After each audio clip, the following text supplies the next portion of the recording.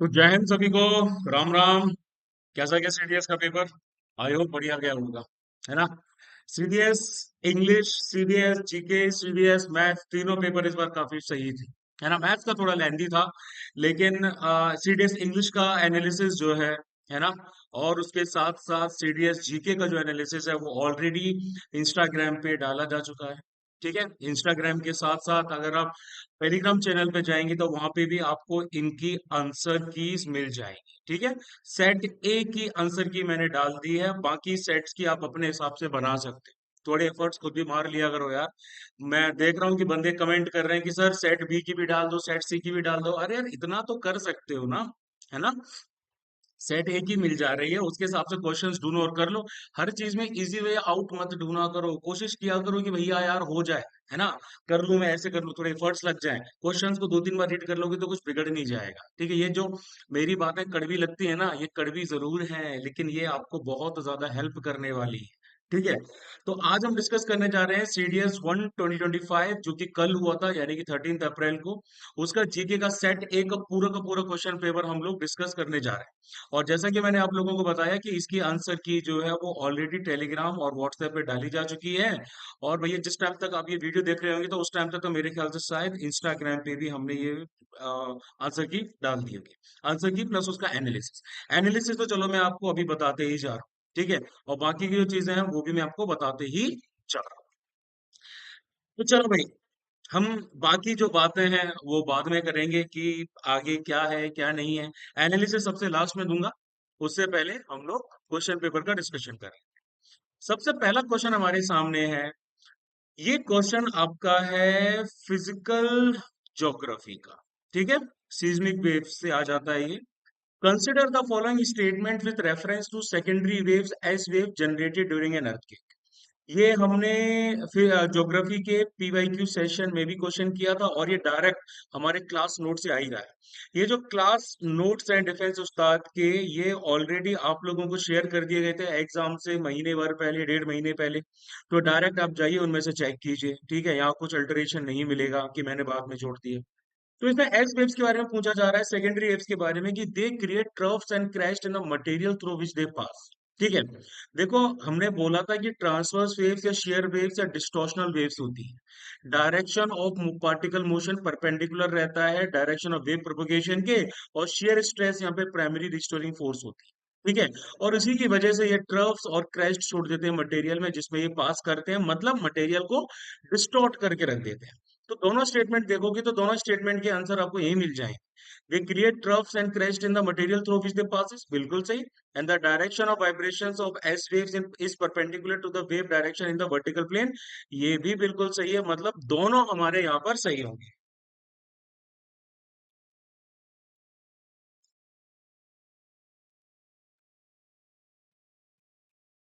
ठीक है, तो ये आपका आंसर था पहला वाला।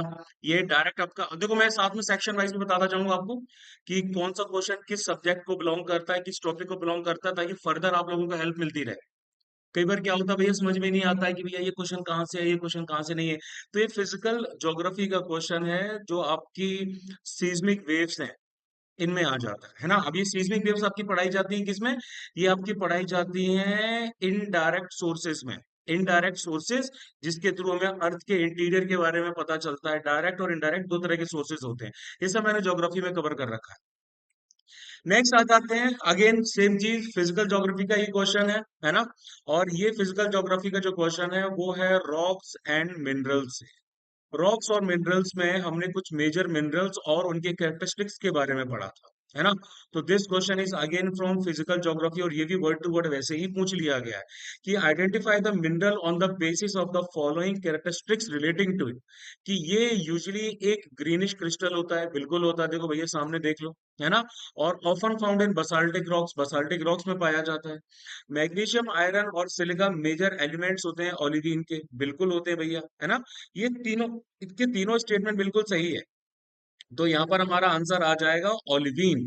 बाकी एम्फिबोलाइट, फेल्ड्स्पार, पायरोक्सिन, इन सब के बारे में भी हमने वहाँ डिस्क्राइब किया है। अगर आप नोट्स में जाओगे, जो कि आपको मिल जाएंगे सीडीएस ड्राइव पे, तो भैया नोट्स में भी हमने ये सारी की सारी चीजें एक्सप्लेन कर रखी।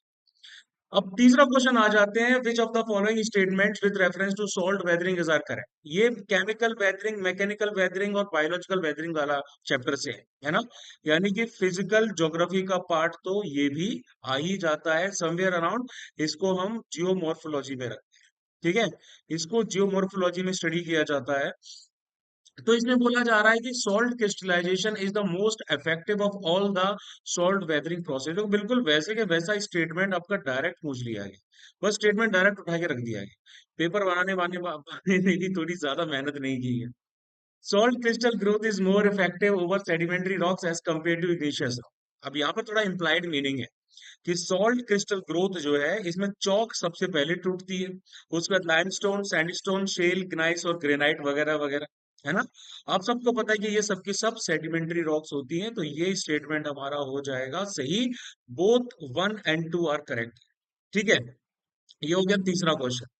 अब चौथे क्वेश्चन पे आते हैं। ये क्वेश्चन भी आपका फिजिकल ज्योग्राफी का है। फिजिकल ज्योग्राफी में इसको क्लाइमेटोलॉजी में पढ़ा जाता है। ये क्लाइमेटोलॉजी का आ जाता है आपका, इन्वर्जन ऑफ टेम्परेचर, ठीक है। अब इसमें बोला जा रहा है कि it causes instability in the lower layers of the atmosphere. तो सरफेस इन्वर्जन तो स्टेबिलिटी प्रमोट करता है lower layers of the atmosphere, तो ये होगा गलत। And this inversion commonly last for a few hours until the sun comes. ये inversion आपका कुछ घंटों के लिए होता है, जब तक सूरज आके इस पूरे एरिया को गर्म नहीं कर देता, तो ये होगा सही, यानी कि टोन, है ना। देखो मैं बहुत ज्यादा कंसेप्ट में अभी नहीं जाऊंगा कि मैं आपको पूरा इन्वर्जन ऑफ टेम्परेचर समझाऊंगा। अभी मेरा एम है आप लोगों को करेक्ट आंसर बताना और सोर्सेज बताना कि कहाँ से ये क्वेश्चंस आपके पूछे गए। तो सो फार 4 क्वेश्चन डायरेक्ट हमारे नोट से आए हैं। अब आ जाते हैं फिफ्थ, क्लाउड्स का। ये क्वेश्चन भी आपका जो है ये क्लाइमेटोलॉजी का पार्ट आ जाता है, यानी कि फिजिकल ज्योग्राफी का, ठीक है। क्लाउड को आइडेंटिफाई करना है, कैरेक्टरिस्टिक्स को देखना है। तकरीबन हर बार एक क्वेश्चन क्लाउड के आइडेंटिफिकेशन से रिलेटेड आ जाता है। They look like cotton wool, ठीक है। जब मैं एक बार एरोप्लेन से जा रहा था, मेरे लिए बहुत महत्वपूर्ण घटना थी भैया, पहली बार जा रहा था मैं, बैंगलोर से लेके ग्वालियर मेरी जर्नी थी, ठीक है। तो उस दौरान मुझे देखिए क्यूमुलस क्लाउड्स, ठीक है। अब ये जो क्यूमुलस क्लाउड्स होते हैं ये कैसे होते हैं भैया, अगर आप ऊपर से ऐसे देखोगे ना, तो ये जो नीचे वाला एरिया ना, यहाँ पर आपको छाव छाव नजर आएगी, बगल वाला एरिया में धूप नजर आएगी, और ये आपको एकदम कॉटन की बॉल जैसी फीलिंग देते हैं, कॉटन की वूल जैसे दिखते हैं। पैचेस में आ जाते हैं, इस तरह के पैचेस में पेयर होंगे, और ये जो बेस है इनका ये एकदम फ्लैट टाइप का रहता है, तभी तो यहाँ पर ये छांव कर देते हैं। और जनरली आपकी 4000 से लेके 7000 मीटर, यानी कि 4 से 7 किलोमीटर की हाइट पर पाए जाते हैं। आंसर रहेगा हमारा क्यूमुलस क्लाउड। क्वेश्चन नंबर 6 की बात करते हैं। Identify the type of climate on the basis of the following characteristics relating to it. तो ये हमने कोइपन के क्लाइमेट स्कीम में पढ़ा था, है ना। हमने ग्रुप ए में देखा था ट्रॉपिकल ह्यूमिड क्लाइमेट की, जिसमें ट्रॉपिकल वेट और ड्राई क्लाइमेट आ जाते हैं। अब इनका कैरेक्टरिस्टिक्स क्या है कि ट्रॉपिकल वेट और ड्राई क्लाइमेट आपके नॉर्थ और साउथ में आ जाते हैं, एएफ टाइप के क्लाइमेट इनके नॉर्थ और साउथ में आते हैं, है ना। ड्राई क्लाइमेट वेस्टर्न पार्ट में पाया जाता है, वगैरह वगैरह। मैं डायरेक्ट मुद्दे पे आता हूँ कि ये कहाँ कहाँ पाया जाता है, ठीक है। Adjoining parts of Bolivia and Paraguay in south America, यानी कि यहाँ पे Sudan and south of central Africa, यानी कि यहाँ पे, है ना। तो क्लाइमेट ऑफ सूडान और पराग्वे एग्जांपल इस क्लाइमेट का, ठीक है। अब उसके बाद रेन टेम्परेचर और रेनफॉल की बात की जा रही है, तो यहाँ पर एनुअल रेनफॉल को देखो आप, considerably less than that in AF and AM climate, और वेरिएबल भी करती है, यानी कि आपके रेनफॉल वेरिएबल है। शॉर्ट वेट सीजन है यहाँ पे, वेट सीजन आपका शॉर्टर रहता है, ड्राई सीजन थोड़ा लंबा जाता है, ड्रॉट थोड़ा ज्यादा सीवियर रहता है, ठीक है। और उसके साथ साथ टेम्परेचर हाई रहता है through out the year. Diurnal, diurnal का मतलब होता है डेली वाली, डेली वाली जो रेंज होती है टेम्परेचर की, वो भी काफी ज्यादा रहती है गर्मी वाले सीजन। तो यहाँ पर बात की जा रही है tropical wet and dry climate की, ठीक है। ये हो गया 6। अब आ जाते हैं 7वां। ये भी भैया डायरेक्ट नोट से ही आया है। What is the correct sequence of the following salts in ascending order according to their presence in the sea water. Sea water के खारेपन के बारे में पूछा जा रहा है कि आपको बढ़ते हुए क्रम में बताना है कि भैया किस सॉल्ट का प्रेजेंस कितना रहता है। आप इस टेबल को देख लीजिए, इस टेबल में आपको पता चल जाएगा। सबसे ऊपर क्लोरीन है, सोडियम है, सल्फेट है, मैग्नीशियम है, कैल्शियम है, पोटेशियम है, बाइकार्बोनेट है, ब्रोमीन है, बोरेट है और स्ट्रोंटियम है। है ना। तो अगर आप बढ़ते हुए क्रम में इसको देखोगे तो आपको साफ साफ पता चलेगा कि भैया सबसे पहले तो हमारा बाइकार्बोनेट आ गया, यानी कि ये हो गया 1। उसके बाद ऊपर जाओगे तो भैया आपको सल्फेट मिल गया, तो यानी कि ये हो गया 2। और फिर आपको मिल जाता है मैग्नीशियम क्लोराइड, तो भैया ये हो गया आपका 3। यानी कि 1 2 3 इज द करेक्ट आंसर। अब ये क्वेश्चन भी आपका डायरेक्ट आ जाता है, हमारे नोट से इसको एक्सप्लेन भी किया था क्लास में मैंने। इसमें बोला जा रहा है which of the following statement with reference to humus is are correct. देखो ये होती है सॉइल की हमस, यानी कि ऑर्गेनिक मैटर, है ना। स्टेटमेंट फर्स्ट को आप देखो, it is a dark coloured amorphous substance, ये बिल्कुल सही है। कैसे सही है? देखो हमस आप सबको पता है कि ये डार्क होती है, डार्क कलर होती है। और अमोर्फस, अमोर्फस का मतलब होता है कि भैया इसका कोई शेप नहीं होता। बिल्कुल सही बात है, इसका कोई शेप नहीं होता। ये जो ऑर्गेनिक मटेरियल है ये प्लांट और एनिमल मैटर के क्या बोलते हैं एक्यूमुलेशन से, डिकम्पोजिशन से बनता है ना। ऑर्गेनिक एसिड्स भैया आपके ह्यूमिफिकेशन के दौरान इस पूरे प्रोसेस में मदद भी करते हैं। ठीक है। अब उसके बाद बोला जा रहा है सेकंड स्टेटमेंट की being colloidal in nature it serves as a reservoir of nutrient, तो ये भी सही है। हमस हमारी कोलाइडल होती है, इसका मतलब होता है इसके पार्टिकल्स बहुत फाइन होते हैं, बहुत माइन्यूट पार्टिकल्स होते हैं इसके, जो उसको न्यूट्रिएंट्स और पानी को रिटेन करने में हेल्प करता है। तो ये प्लांट रूट्स के लिए एक नेचुरल रिजर्वायर का काम करता है, मतलब चीजों को इकट्ठा करने का काम करता है। स्टेटमेंट भैया हमारे होंगे बोथ 1 और 2। सो फार 8 क्वेश्चन पूछे गए हैं, सारे के सारे नोट से आए हैं। अब आ जाते हैं नाइन्थ क्वेश्चन पे। ये भी भैया डायरेक्ट नोट से ही है। ये नोट्स में भी था हमारा, ये करंट अफेयर्स में भी था, करंट अफेयर्स के एमसीक्यूज में भी था, और इसको ज्योग्राफी के पीवाईक्यूज में भी मैंने कराया था। क्वेश्चन सीडीएस 1 2024 में पूछा जा चुका है कि इनमें से कौन सा फॉलोइंग बायोस्फीयर रिजर्व आपकी 3 स्टेट्स में फैला हुआ है ना। उस समय इसका आंसर हमने नीलगिरी मार्क किया था, नीलगिरी ही है भैया। केरल, कर्नाटक और तमिलनाडु, यहाँ पे नीलगिरी बायोस्फीयर रिजर्व तीनों में फैला हुआ है। क्वेश्चन नंबर 10 आ जाते हैं। क्वेश्चन नंबर 10 भी हमने किया था ट्रांसपोर्टेशन और कम्युनिकेशन सिस्टम में, और इसको कई बार हमने करंट अफेयर की शीट्स में कवर किया था, एमसीक्यूज में भी कवर किया था। बार बार मैंने बोला था कि भैया कर लो इस क्वेश्चन को, है ना। ये जो पूरे डैनवे रिवर डेल्टा है, राइन रिवर का वाटरवे है, इन सबको कवर करके जाना है। तो रिवर डैनवे आपकी इनमें से कौन सी कैपिटल सिटीज इन यूरोप में से फ्लो होके नहीं आती? अब देखो ये ईस्टर्न यूरोप को सर्व करती है ना। इसकी स्टार्टिंग होती है ब्लैक फॉरेस्ट जर्मनी में, और ये ईस्ट की तरफ फ्लो करती है अलग अलग कंट्रीज से। टाउरना सेवरिन तक ये नेविगेबल है, यानी कि आप इसमें नाव वगैरह चला सकते हैं। चीफ एक्सपोर्ट आइटम्स यहाँ से कुछ भेजे जाते हैं। अब देखो इसका पूरा अगर हम जर्नी को देख रहे हैं तो भैया यहाँ पे कौन कौन सा आपके एरियाज आते हैं, कौन कौन से नहीं। ये बेलग्राड से करती है क्या? ठीक है, बिल्कुल। यहाँ पे आप देखोगे, आपका कहाँ गया भैया बेलग्राड का? हाँ, ये सर्बिया। सर्बिया आपकी बेलग्राड की कैपिटल है, यहाँ से तो भैया फ्लो करती है। ठीक है। उसके बाद में आ जाते हैं भैया, ये तो करती है। बुडापेस्ट पे आ जाते हैं। अब बुडापेस्ट आ जाता है भैया हंगरी की कैपिटल, है ना, तो बुडापेस्ट से भी करती है। वियना की बात करें तो ऑस्ट्रिया की कैपिटल है वियना, वियना से भी करती है। अब एक जो कंट्री है वो से अछूती रखी गई है, वो है भैया हमारी प्राग, है ना। प्राग जो है वो भैया आपकी थोड़ी सी अलग आ जाती है, तो Prag will be the correct answer. ठीक है। चेक रिपब्लिक जो है भैया आपकी, उसकी कैपिटल है ये, वहां से ये नहीं निकलती है। अब आ जाते हैं 11th क्वेश्चन पे। ये मोस्ट पॉसिबली मैंने जो है करंट अफेयर्स की शीट्स में इंक्लूड किया था। ढूंढने में बहुत मुश्किल हो रही थी, क्योंकि हर महीने की 4 वीकली शीट्स होती है ना। और हर महीने की 4 वीकली शीट्स मतलब टोटल 10 महीने की आप समझ लो, तो 40 शीट्स में से ढूंढना बहुत मुश्किल काम था, तो मैंने कहा लेट इट बी। ठीक है, लेट इट बी। तो देखो इसमें बोला जा रहा है कि which of the following statement with reference to Easter Island. Easter Island आप सबको पता है यूनेस्को वर्ल्ड हेरिटेज साइट है, कौन सा स्टेटमेंट सही है? पहले बोला जा रहा है कि it is a part of Polynesia group of island. ठीक है, ये स्टेटमेंट सही है। और it is a territory of south American nation child, ये भी सही है। अब मैं आपको इसकी डिटेल देता हूँ। ठीक है। ईस्टर आइलैंड को लोकली एक नाम से बुलाया जाता है रापा नुई। ठीक है। जो कि आपका पोलिनेशियन ट्रायंगल जो पैसिफिक ओशन में लाई करता है उसका पार्ट है। ठीक है। चाइल्ड की टेरिटरी है, यानी कि ज्योग्राफिकली तो भैया पैसिफिक ओशन में आ जाता है, लेकिन पॉलिटिकली इसको कौन गवर्न करता है? पॉलिटिकली इसको गवर्न करता है भैया आपका चाइल्ड। ठीक है।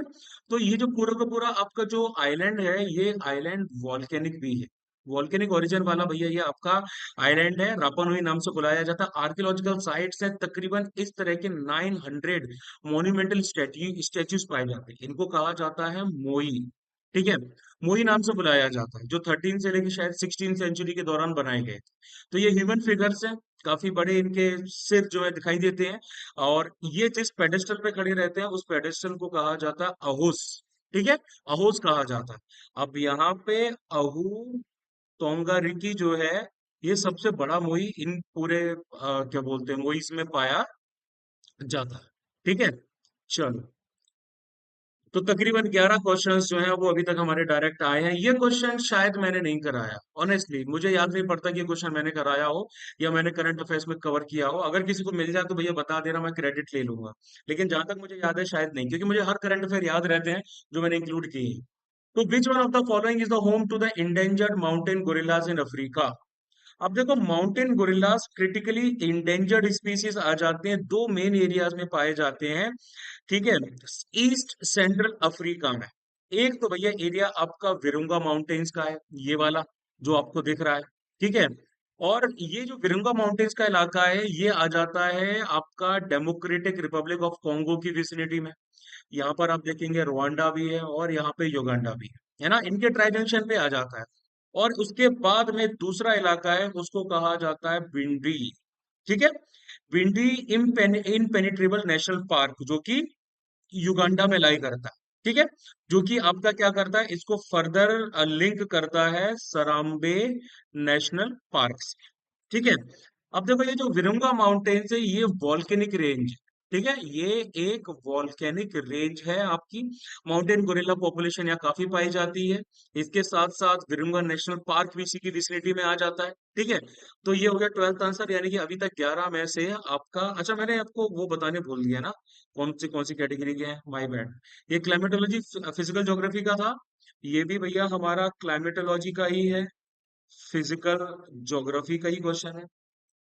ये क्वेश्चन भी आपका ओशनोग्राफी का है, सॉरी ये ओशनोग्राफी का है, फिजिकल ज्योग्राफी का ही क्वेश्चन है। उसके बाद हमस आ जाता है आपका, ये भी आपका फिजिकल ज्योग्राफी का ही क्वेश्चन है, इसको हम जियोमॉर्फोलॉजी में काउंट कर सकते हैं। और उसके बाद ये आ जाता है, ये हमारा इंडियन फिजिकल ज्योग्राफी का, आप तो इसको काउंट कीजिए, है ना। इंडियन फिजिकल ज्योग्राफी का भी बोल सकते हैं, पीवाईक्यू की श्रेणी में भी डाल सकते हैं, लेकिन अगर ज्योग्राफी के हिसाब से देखा जाए तो ये हमारा स्टैटिक वाले पार्ट में आ जाता है। ठीक है, लेकिन मैं क्योंकि इसको ज्योग्राफी में ही पढ़ाया है मैंने, तो उसको मैं इंडियन फिजिकल ज्योग्राफी में ही रखूंगा। ये वाला जो क्वेश्चन है ये आपका आ जाता है ट्रांसपोर्ट सिस्टम। ठीक है, ये आपका वर्ल्ड ज्योग्राफी के पार्ट में आ जाएगा, इसको लेकिन मैं कपल करके पढ़ाता हूँ Indian physical geography. Indian physical geography में जो जो हमारा ट्रांसपोर्ट वाला चैप्टर है उसके साथ मिला के मैं इसको पढ़ाता हूँ। उसके बाद ये आ जाता है, ये तो हमारा करंट अफेयर है इंटरनेशनल लेवल का। और ये जो है ये भी अगेन हमारा करंट अफेयर है इंटरनेशनल का। ठीक है, चलो अब आगे बढ़ते हैं। Which of the following statement with reference to Jordan is correct? देखो हमारा मिडिल ईस्ट और ये जो लेवांट का रीजन है ये बहुत ज्यादा चर्चा में रहा है, इसको लेके मल्टीपल टाइम्स हमने करंट अफेयर्स कवर किए। कभी हमने मेडिटेरेनियन सी को डिस्कस किया है, कभी हमने गोलन हाइट्स को डिस्कस किया है, कभी हमने क्या बोलते हैं डेड सी को डिस्कस किया है, कभी हमने वेस्ट बैंक को डिस्कस किया है, कभी हमने इसराइल को किया है, कभी जॉर्डन को किया है ना ये, और कभी हमने सिनाई पेनिनसुला की बात की। इन सबको लेकर हमने मल्टीपल टाइम डिस्कस किया है, तो जिसने भी तरीके से फॉलो किया होगा उसको पता होगा कि भैया जॉर्डन की कैरेक्टरिस्टिक्स है ना, कि country of Jordan was created through the British mandate after world war first. तो क्या ये सही है? बिल्कुल। देखो 1946 में जॉर्डन को मिली थी स्वतंत्रता। फर्स्ट वर्ल्ड वॉर के बाद में क्या हुआ था आपका, जो एमिरेट था ट्रांस जॉर्डन का, सबसे पहले इसको डिपेंडेंट स्टेट के तौर पे बनाया गया। ठीक है, ब्रिटिश मैंडेट था पैलेस्टाइन बनाने का, है ना, लीग ऑफ नेशंस ने उसको सैंक्शन किया था। और उसके बाद 1946 में ये फुली इंडिपेंडेंट हो। ठीक है, तो ये स्टेटमेंट तो सही है। उसके बाद बोला जा रहा है कि Jordan is no it it is a landlocked country. Landlocked है, समुद्र की कोई एक्सेस ही नहीं है। देखो जॉर्डन आपकी पूरी तरीके से लैंडलॉक्ड नहीं है, छोटी सी इसकी कोस्ट लाइन है जो यहाँ आ जाती है अल अकबा में। इसको गल्फ ऑफ अकबा जो है उसके नाम से भी बुलाया जाता है। 26 किलोमीटर का एरिया है जो कि रेड सी से कनेक्टेड है ना। रेड सी से कनेक्टेड है अकाबा की सिटी के पास। तो गल्फ ऑफ अकाबा यही आ जाता है। आंसर आपका रहेगा वन ओनली। ठीक है, ये भी भैया कवर किया है। अब उस बाद पर्ल रिवर एस्चुरी के बारे में पूछा जा रहा है। एशिया में पर्ल रिवर एस्चुरी के बारे में भी हमने करंट अफेयर की शीट्स में कवर किया था, है ना। यहाँ थोड़ा सा कई लोगों को डाउट होगा। कैसे डाउट होगा? कि ये जो पर्ल रिवर एस्चुरी है, ये आपका पूरा का पूरा एरिया आप कैसे दिख रहा है आपको? ये देखो, ये एक घंटी की तरह दिख रहा है। ये बेल शेप्ड का एरिया है जो कि कहाँ लाई करता है? आपका साधन चाइना, सदर्न चाइना की विसिनिटी में आ जाता है। और ये पूरा कहाँ फ्लो करता है? पर्ल रिवर आपकी साउथ चाइना सी में करती है। ये चाइना की one of the three largest estuaries है। और ये पूरा का पूरा एरिया डेंसली अर्बनाइज्ड है। मतलब बहुत ज्यादा इंडस्ट्रीज है, बहुत ज्यादा अर्बनाइजेशन है। यहाँ पर बहुत मेजर सिटीज आ जाती हैं। आपको हांगकांग दिख रहा है ना। हांगकांग के साथ साथ आपको एक तरफ जो है मकाऊ भी देखने को मिल जाएगा। मकाऊ के साथ साथ आपको शेंजेन है, वो भी मिल रहा है। ऊपर की तरफ देखोगे तो भैया यहाँ इसी की विसिनिटी में आपका ग्वांगझो आ जाता है। और उसके बाद में और कौन कौन सा आता है मेजर सिटीज में? ग्वांगझो हो गया, डोंगनन, ये हो गया भैया आपका, है ना। 22 मिलियन लोग यहाँ रहते हैं। अब यहाँ पूछा जा रहा है कि इनमें से कौन सी जो जगह है वो सबसे ज्यादा क्लोज आ रही है। अब देखो, बैंक बैंकॉक तो नहीं भैया, आपको हांगकांग दिखाया गया है और मकाऊ दोनों दिखाया गया है। अब दोनों जगहों को इसका पास माना जाता है, लेकिन क्योंकि हांगकांग हमारा एक मेजर पोर्ट भी आ जाता है ना, और ट्रेड सेंटर के तौर पे भी जाना जाता है, तो we will mark our answer as Hong Kong. Macau करने वाले मकाऊ भी कर सकते हैं भैया, अपनी अपनी बात है, चांस लेने वाली बात है। मैं हांगकांग के साथ चांस ले रहा हूँ, बाकी तो यूपीएससी का फिर होगा जो भी है उनका। ठीक है, चलो। अब आ जाते हैं, consider the following statement with regard to Australia. ये क्वेश्चन भी हमने आपका कवर किया था, सीडीएस 2020 का क्वेश्चन है। ये हमने पी वाई क्यूज में भी किया था, और उसके साथ साथ हमारे ज्योग्राफी के जो लेक्चर्स उसमें भी किया था। कि कोरल सी जो है वो सेपरेट करता है ग्रेट बैरियर रीफ को साउथ पैसिफिक से। तो जब हमने ये समझाया था लार्जेस्ट बैरियर रीफ सिस्टम, तब हमने इसके मैप को दिखाया था और बताया था। अब ये जो कोरल सी है, ये क्या करता है? ग्रेट बैरियर रीफ जो कि आपके ऑस्ट्रेलिया के नॉर्थ ईस्ट में लाई करती है ना। तो इसको सेपरेट करता है साउथ पैसिफिक से। ठीक है, बिल्कुल सही है। उसके बाद the Great Dividing Range extends from Melbourne to Perth in Australia.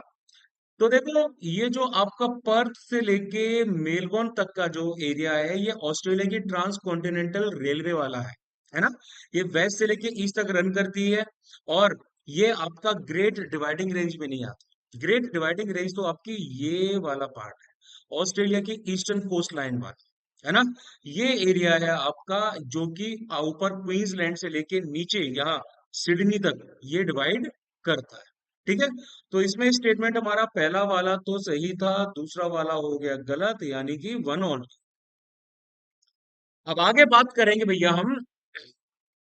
अच्छा हाँ, ठीक है। अब आगे हम बात करेंगे, what is the correct sequence of the following mountain ranges as one moves from north towards south. ये भी भैया इंडियन फिजिकल ज्योग्राफी का क्वेश्चन है। अरे मैं क्वेश्चंस बताना भूल जाता हूँ।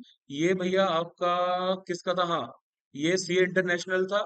ये भी आपका सीए इंटरनेशनल, आप इसको मार्क कर भी सकते हो वैसे, और चाहें तो आप इसको फिजिकल ज्योग्राफी यानी कि वर्ल्ड ज्योग्राफी का पार्ट मान के कवर कर सकते हो। वैसे वर्ल्ड ज्योग्राफी का पार्ट मानो तो ज्यादा बेटर है, क्योंकि ये रिपीटेटिव क्वेश्चन है जो आपका मिडिल ईस्ट से पूछा जाता है। ठीक है, ये क्वेश्चन आपका करंट अफेयर्स का है, इंटरनेशनल लेवल का है। उसके बाद ये आ जाता है, ये क्वेश्चन हमारा आ जाता है फिजिकल ज्योग्राफी का। जिसने भी मैप्स को पढ़ा है उसको इसके बारे में पता है। नेक्स्ट आ जाते हैं, इंडियन फिजिकल ज्योग्राफी का क्वेश्चन है आपका। सबसे पहले चैप्टर से ही आ जाता है, करेक्ट सीक्वेंस बताना है आपको माउंटेन रेंजेस का। मैप को बैठ के पढ़ा है, सब कुछ याद रहेगा। सबसे पहले आपकी कुनलून माउंटेन्स आ जाते हैं, नंबर वन आ गया। आपको क्या करना है? माउंटेन रेंजेस को अरेंज करना है as one move from north toward south, यानी कि इस ऑर्डर में। इस ऑर्डर में सबसे पहले आपकी कुनलून माउंटेन्स आ जाती है। उसके बाद में आपकी रेंज आ जाती है कराकोरम, तो यानी कि ये हो गया टू। उसके बाद में आती है आपकी लद्दाख एंड जस्कार, तो 3 और 4। ठीक है, तो आपकी 3 हो गया, लद्दाख एंड जस्कार इज 4। तो 2, 1, 3, 4 ऑप्शन, यानी कि ऑप्शन डी। फिर हम आ जाते हैं, which of the following statement with reference to the saline soil in India is are correct. ये हमारा इंडियन फिजिकल ज्योग्राफी का सॉइल्स ऑफ इंडिया से पूछा जा रहा है। ठीक है, अब इसमें सिंपल सी बात वही बोली गई है कि सलाइन सॉइल के बारे में क्या सही है कि they are rich in nitrogen. तो हमने क्या देखा है कि सलाइन और एल्कलाइन सॉइल जिनको ऊसर कहा जाता है ये डेफिशिएंट होती है नाइट्रोजन कैल्शियम में, है ना। लो वाटर बेयरिंग कैपेसिटी होती है, एरिड और सेमी एरिड एरियाज में होती है, वाटर लॉक्ड और स्वैम्पी रीजन्स में पाई जाती है। तो भैया ये तो हो गया फॉल्स, रिच नहीं होती नाइट्रोजन, डेफिशिएंट होती है, और ये हो गया सही। ठीक है, तो इसमें आ जाएगा टू ओनली। ये क्वेश्चन भी हमारे नोट से है, इंडियन फिजिकल ज्योग्राफी का क्वेश्चन था। अब आ जाते हैं 18, Salal power project is situated on which one among the following rivers. Again Indian physical geography का रिवर्स सिस्टम से क्वेश्चन था आपका, है ना। तो भैया सलाल किसके ऊपर आ जाता है? चेनाब के ऊपर, जिसका पौराणिक नाम है अस्किनी। सीधा सा आंसर है। अब आगे आ जाते हैं, which one of the following tributaries of Indus river does not originate in the Himalayas. Again Indian physical geography का रिवर सिस्टम का क्वेश्चन है। ठीक है, यहाँ पर दे रखा है श्योक, गिलगिट, जस्कार, हुंजा, नुब्रा, शिगार, दास्तिंग, द्रास। ये हिमालयन ट्रिब्यूटरीज है जो इंडस को ज्वाइन करती हैं। यानी कि गिलगिट भी है भैया, गिलगिट हिमालयन रीजन में ही होती है। इसका ओरिजिनेशन की जगह है संदूर पास, ठीक है, नदन पाकिस्तान में। और गोमल, गोमल आ जाती है आपकी कहाँ? गोमल मतलब आंसर इसका ओरिजिनेट नहीं होती। ये जो गोमल है आपकी, ये कहाँ होती है? ये होती है south eastern part of Afghanistan. यानी कि यहाँ की ये जो सुलेमान रेंजेस है वहां पर होती है, ये हिमालयस का पार्ट नहीं है। हुंजा, हुंजा आपकी काराकोरम में होती है। ठीक है, और उसके बाद जस्कार, ये भी आपके हिमालयाज में होती है, यानी कि लद्दाख के पास। तो आंसर रहेगा गोमल। ये भी भैया हमारे नोट से पूछा गया था। सो फार जितने भी क्वेश्चन ज्योग्राफी के पूछे गए हैं वो डायरेक्ट हमारे नोट से आ जाते हैं। अब उसके बाद आ रहा है, as per the annual report 2023-2024 of the ministry of mines government of India, कौन से मेजर बॉक्साइट प्रोड्यूसिंग स्टेट्स हैं इंडिया के? आप इस रिपोर्ट को ना देखें, सिंपल मिनरल्स और एनर्जी रिसोर्सेज नाम का चैप्टर आप कर ले तो भी आपको समझ में आ जाएगा कि उड़ीसा बॉक्साइट के मामले में सबसे नंबर वन पर है। 49% टोटल बॉक्साइट जो है उड़ीसा आपका कवर करता है। ठीक है, उड़ीसा, और उसके साथ साथ आ जाता है दूसरा झारखंड। ये दोनों स्टेट्स मिला के सबसे ज्यादा करते हैं, है ना। ये आपका जो है मिनिस्ट्री ऑफ माइंस की डायरेक्ट रिपोर्ट से मैंने एग्जाम्पल यहाँ पे डाला हुआ है। ठीक है, कि एस्टिमेटेड प्रोडक्शन बॉक्साइट का 21 मिलियन टन था 2023-2024 में, 8.5% के आसपास डिक्रीज हो गया प्रीवियस ईयर के कंपैरिजन। चार मेजर कंपनीज है, NALCO, Utkal alumina international limited, Odisha mining corporation और हिंडाल्को, ये डोमिनेट करती हैं। ठीक है, ओडिशा और Jharkhand major bauxite producing states हैं इस हमारी पूरी कंट्री।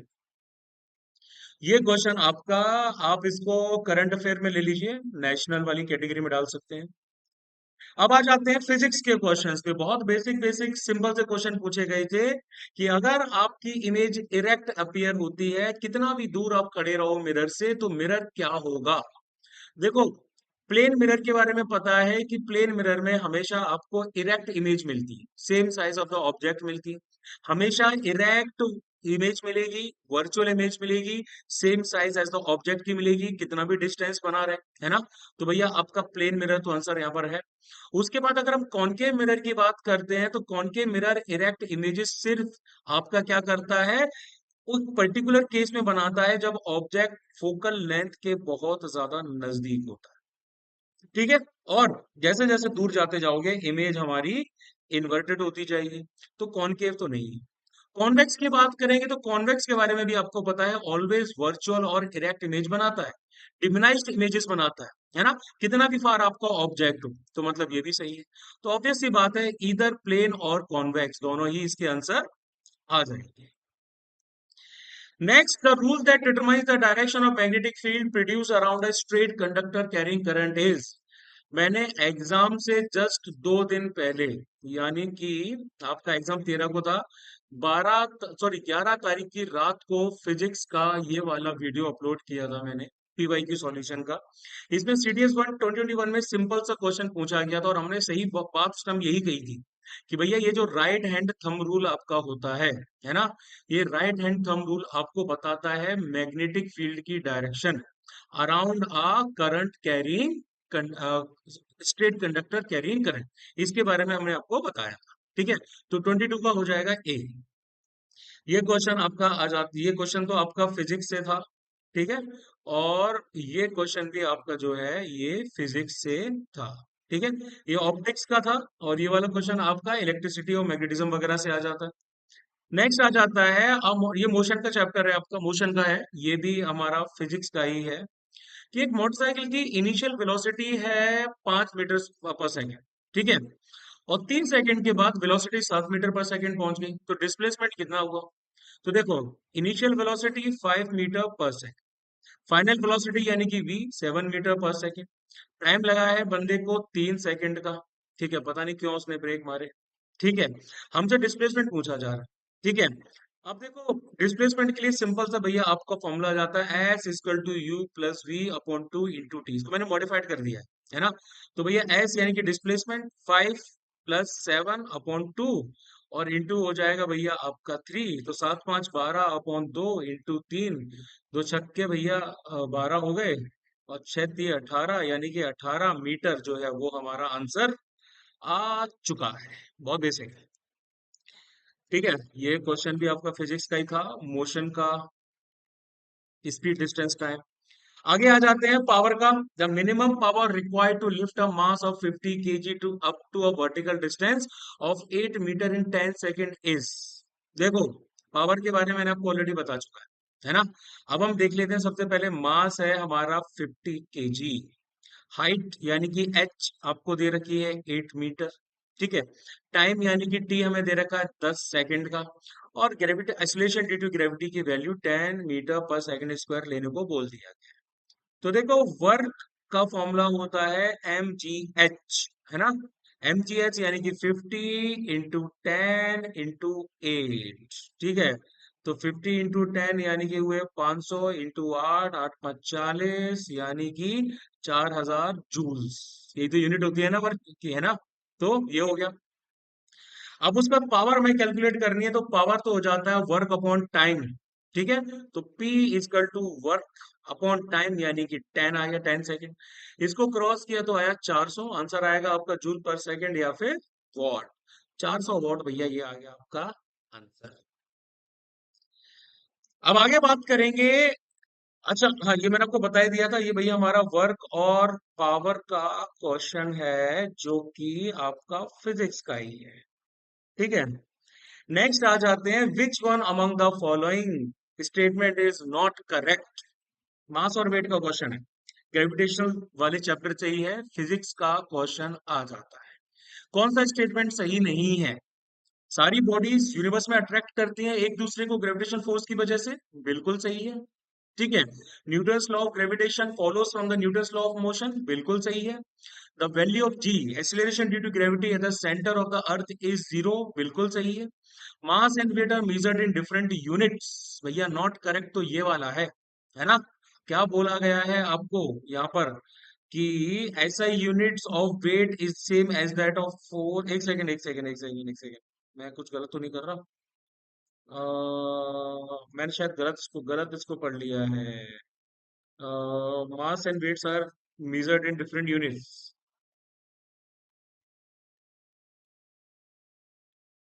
मास और वेट की अच्छा देखो, ऐसा ही यूनिट भैया, मास की तो हमारी केजी आ जाती है, ठीक है। और वेट यानी कि फोर्स की यूनिट, हाँ सही तो है यार, सही तो है। फोर्स यानी कि वेट मतलब कि न्यूटन आ गया, बिल्कुल। Option number D. अब आ जाते हैं, अब बॉडी फ्लोट्स से। देखो, ये सारे के सारे भैया हमारे डायरेक्ट नोट से ही आ रहे हैं, ठीक है। देख पा रहे हो आप सब लोग कि अगर आप ढंग से बैच में पढ़ोगे, तो देर इज नो वे कि भैया आप एग्जाम ना निकाल पाओ, है ना। बैच में पढ़ रहे हो, नोट्स को रेफर कर रहे हो, तरीके से प्रैक्टिस कर रहे हो, तो कोई ऐसा रीजन ही नहीं है कि भैया आप एग्जाम ना निकाल। जैसे ये क्वेश्चन देख लो, body floats in liquid if the buoyant force is, अगर बॉयंट फोर्स क्या होती है, तो इक्वल टू इट्स वेट, है ना। इसको मैंने जो है रिलेटिव डेंसिटी के टर्म में समझाया था। अब एक मेटेलिक स्फीयर है जिसका मास 1 kg का है, वॉल्यूम 2 × 10⁻⁴मीटर क्यूब है, कंप्लीटली पानी में डूबा हुआ है। ये भैया हमारा ऐसा क्यूबो है, ठीक है। बॉयंट फोर्स जो उसके ऊपर लग रही है, जो पानी इसके ऊपर लगा रहा है स्फीयर पे, वो क्या है? डेंसिटी दे रखी है पानी की 1000 kg पर मीटर क्यूब, है ना। एक्सीलरेशन ड्यू टू ग्रेविटी की वैल्यू दे रखी है अब देखो वॉल्यूम आपका ट्यू इंटू 10⁻⁻⁴ मीटर क्यूब है। डेंसिटी यानी कि रो, ये आ गया भाई आपका 1000 kg मीटर क्यूब आ गया। और एक्सीलरेशन ड्यू टू ग्रेविटी आपकी आ गई 10 मीटर पर सेकेंड स्क्वायर। अब पॉइंट फोर्स के लिए फॉर्मूला रहता है F B equal to rho v g, है ना। रो आपका आ गया 1000, वॉल्यूम आ गया 2 × 10⁻⁴, जी आ गया आपका 10। ठीक है, इसको आप क्रॉस करोगे तो भैया एक एक एक एक कट गया, मतलब आंसर हमारा आता है 2 न्यूटन। ये रहा आंसर। ये क्वेश्चन भी आपका फिजिक्स का पूछा गया है, फ्लूइड्स में से आ जाता है, या फिर आप इसको बॉयंसी वाले चैप्टर से बोल सकते हो, ग्रेविटेशन वाले चैप्टर से बोल सकते हो। अब बोला जाना a light bulb rated 60 watt at 220 volt has a potential difference of 110 volt across its ends. The power dissipated in this light bulb. अब देखो पावर का फॉर्मूला क्या रहता है, P equal to v square upon r, है ना। अब यहाँ पर आपको पावर कितनी दे रखी है, पावर आपको दे रखी है 60 वॉट की। वोल्टेज दे रखा है, सॉरी हाँ 220 वोल्टेज का वोल्टेज दे रखा है। अब आप इस फॉर्मूले को मॉडिफाइड कीजिए और इसको बताइए r equal to v square upon p कर दीजिए, है ना। तो यहाँ पे 220 का स्क्वायर हो जाएगा और ये आ जाएगा। इसको अगर आप मल्टीप्लाई करोगे 220 इंटू 220, 0 0 0 2 0 2 टू द 4 सॉरी 0 4 और 4, ये आ गया अगेन 0 0 4 4 0 0 4, अच्छा सॉरी सॉरी सॉरी सर, ये यहाँ हो गया था। यार मेरी कैलकुलेशन वीक है, मैं 22 इंटू 22 कर देता हूँ। दो दो चार दो दो चार दो दो चार दो दो चार 4 8 4 2 0 लगा दी, 48400 आ गया यहाँ। ठीक है, 48400 बाय 60, ये गया 8 6 48, 6 5 40, 0, हाँ तो 806। 806 भैया हमारा ये आ रहा है, 806 ओम आ जाएगा, क्योंकि भैया हमारा रेजिस्टेंस है ना।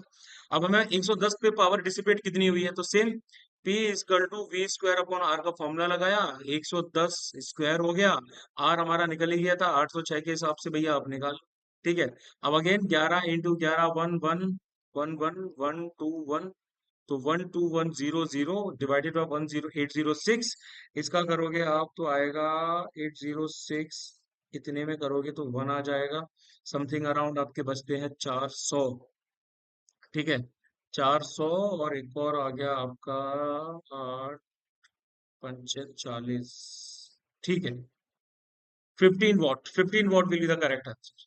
ठीक है, फॉर्मूला समझ में आ ही गया होगा, समझ में आ रहा होगा हम किसकी बात कर रहे हैं। ठीक है, तो ये भी आपका फिजिक्स का जो था, करंट और वोल्टेज वगैरह जो है उससे क्वेश्चन पूछा गया था। अब आ जाते हैं, विच among the following is used in a simple microscope. तो सिंपल माइक्रोस्कोप एक मैग्नीफाइंग ग्लास होता है, double convex lens, short focal length वाला।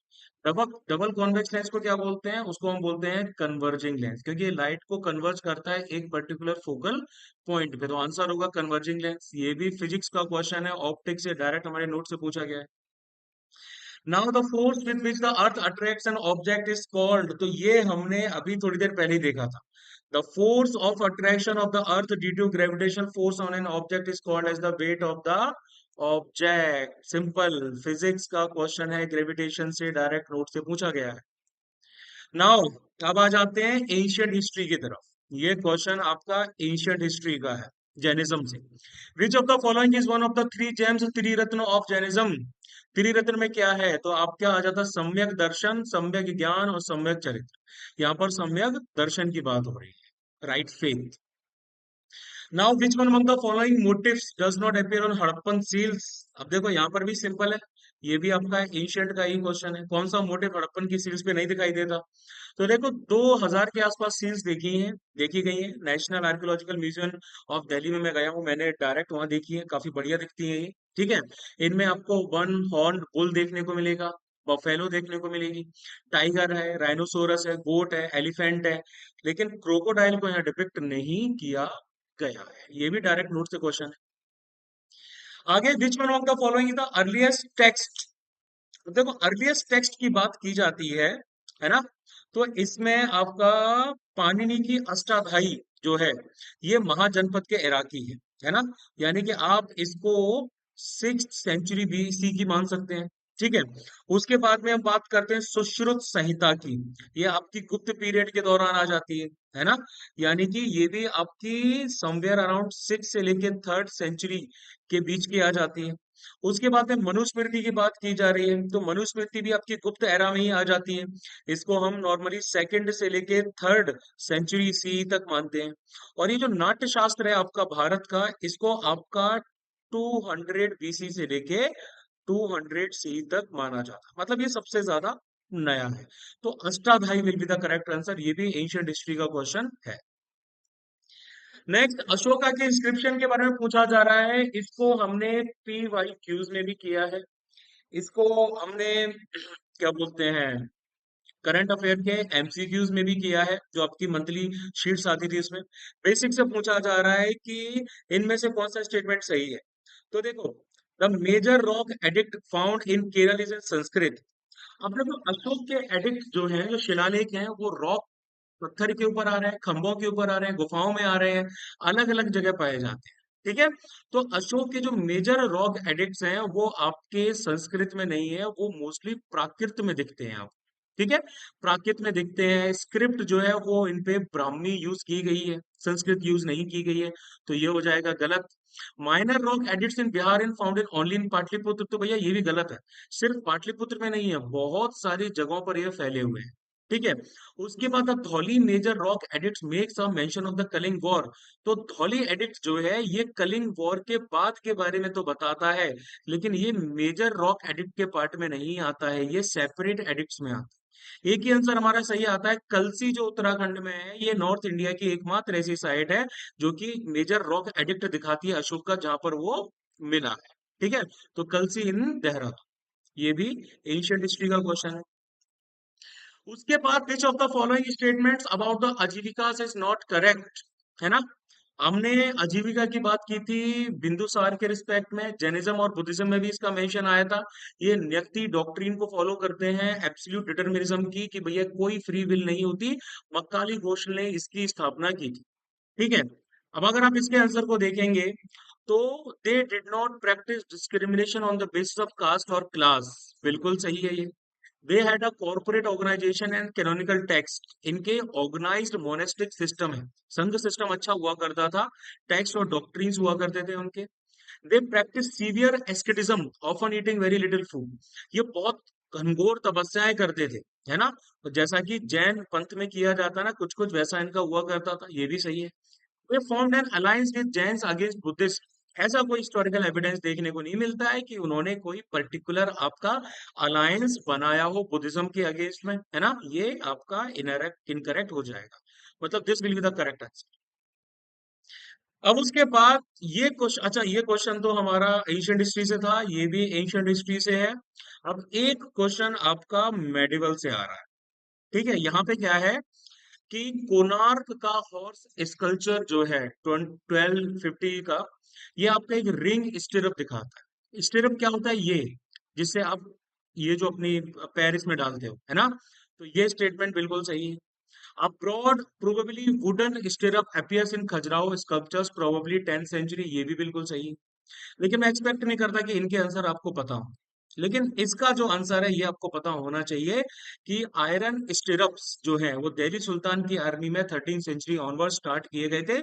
इन्वेजन ऑफ मोहम्मद गौरी के टाइम पे, आप देखो इसमें लिखा हुआ है ना, better striking power in the battle के लिए। तो ये भी आपका सही। अब वैसे तो तीनों सही है, लेकिन ये क्वेश्चन आपका छोड़ा जा सकता है based on these two statement, क्योंकि नॉर्मली सीडीएस वाले बंदों को इसकी नॉलेज नहीं हो।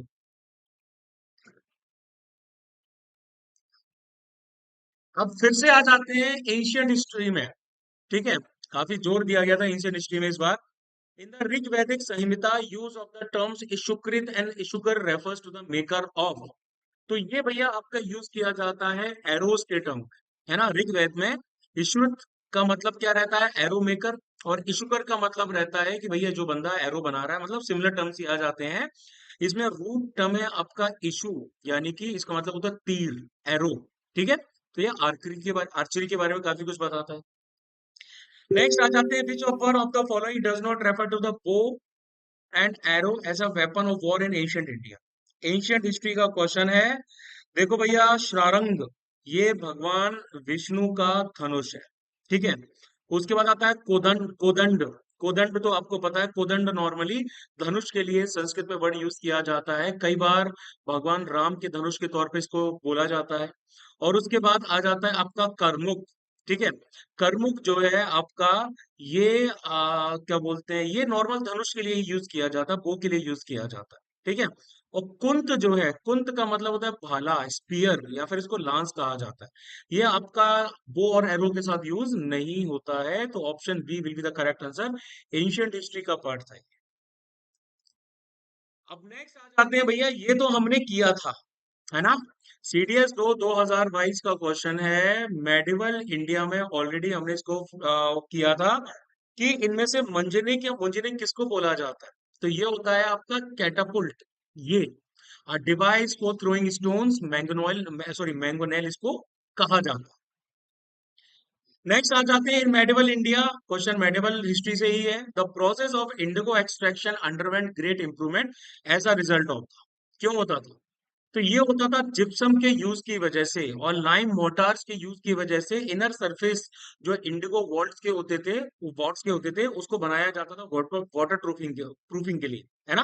काफी सिग्निफिकेंट इंप्रूवमेंट देखा गया था इंडिगो एक्सट्रैक्शन के प्रोसेस में, नील के लिए, है ना। ये वेट कंस्ट्रक्शन के थ्रू आया था, जिप्सम और लाइम वाटर का इस्तेमाल किया जाता था, वेट्स को वाटर रेजिस्टेंस बनाया जाता था, तो जो केमिकल प्रॉपर्टीज होती थी ब्लू इंडिगो डाई की, वो बरकरार रखी जाती थी फर्मेंटेशन और एक्सट्रेशन के दौरान, जो कि उसकी ईल्ड और क्वालिटी के लिए बहुत ज्यादा जरूरी था। तो option C will be the correct answer. अब उसके बाद आ जाते हैं, ये भी हमारा मेडिवल का है, इसमें हम एक वाइल्ड गैस लगा सकते हैं। Which one of the following is listed in आइन ए अकबरी, जिसको अबुल एल फजल अलामी यानी कि अबुल फजल ने लिखी थी, जो अकबर के स्कॉलर्स हुआ करते थे, है ना। तो इसमें कौन सी इंडियन साइंस के बारे में बताया गया है? तो इंडियन साइंस के बारे में यहाँ जो बताया गया है वो है आयुर्वेद।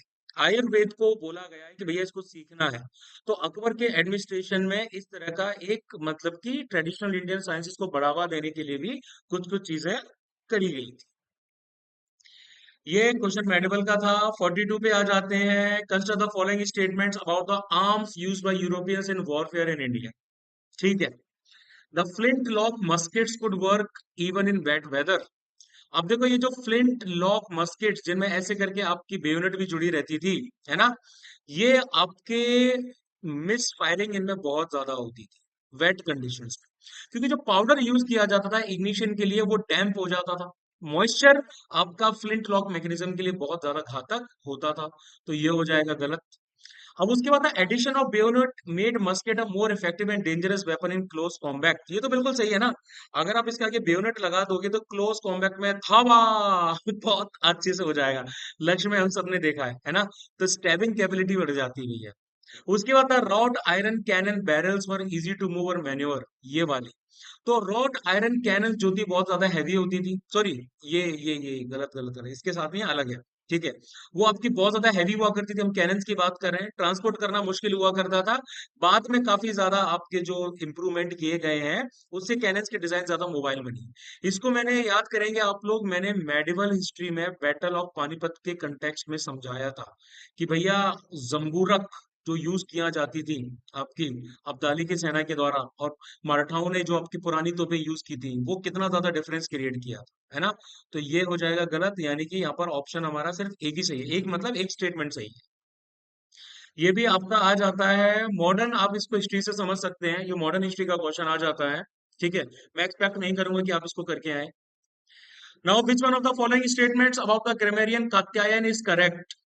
ये जो क्वेश्चन का जो नेचर है ना, ये अलग है। आपसे पूछा जाता अष्टाध्यायी किसने लिखी है, आप बता देते पाणिनि ने, है ना। छंद शास्त्र किसने लिखी है, पिंगल ने लिखी है।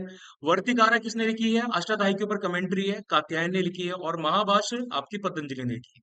लेकिन इनकी एज के बारे में पूछा जा रहा है, कौन से पीरियड में बिलोंग करते हैं। पाणिनि का हम सबको पता है, एंशियंट संस्कृत ग्रामेरियन थे, जो कि आपके 4 से लेके 6 सेंचुरी बीसी के दौरान थे, अष्टाध्यायी के लिए जाने जाते हैं। अब कात्यायन की बात करें तो इन्होंने वर्तिकास लिखी है, पाणिनि की ग्रामर के ऊपर कमेंट्री है। ये पाणिनि के, अब उनके ऊपर कमेंट्री है तो ऑब्वियस सी बात है पाणिनि के बाद ही आए होंगे, है ना। ये वाली बात हो गई। अब उसके बाद आपसे पूछा जा रहा है पतंजलि के बारे में, तो पतंजलि ने महाभाष्य लिखी है, ग्रेट कमेंट्री, जहां पर उन्होंने पाणिनि और कात्यायन दोनों के बारे में बात की है। तो पतंजलि मतलब बाद में आ गए, है ना। तो कात्यायन दोनों के बीच में आ जाते हैं, belong to a period between Panini and Patanjali. Ancient history का क्वेश्चन है, इतने इजीली मैं नहीं एक्सपेक्ट करता कि आप लोग इसको करके आएंगे। Back to Vedic era, which one of the following statements about Rig Vedic goddess is correct? कि Usha represent freedom from sickness, तो उषा तो गॉडेस ऑफ डॉन, है ना, तो ये गलत होगा। उसके बाद Aditi is a goddess of dawn, तो नहीं भैया, अदिति तो mother of gods, goddess of eternity, provide freedom from evil harms and sickness, तो ये भी गलत है। Raka is a goddess of speech, गलत है, राका जो है ये इनको लूनर गॉडेस माना जाता है। ठीक ठीक है। और उसके बाद सिनिवली बिस्टोज चिल्ड्रन, तो भैया ये वाला सही है, सिनिवली जो है ये बच्चे कराने में हेल्प करती है। ठीक है।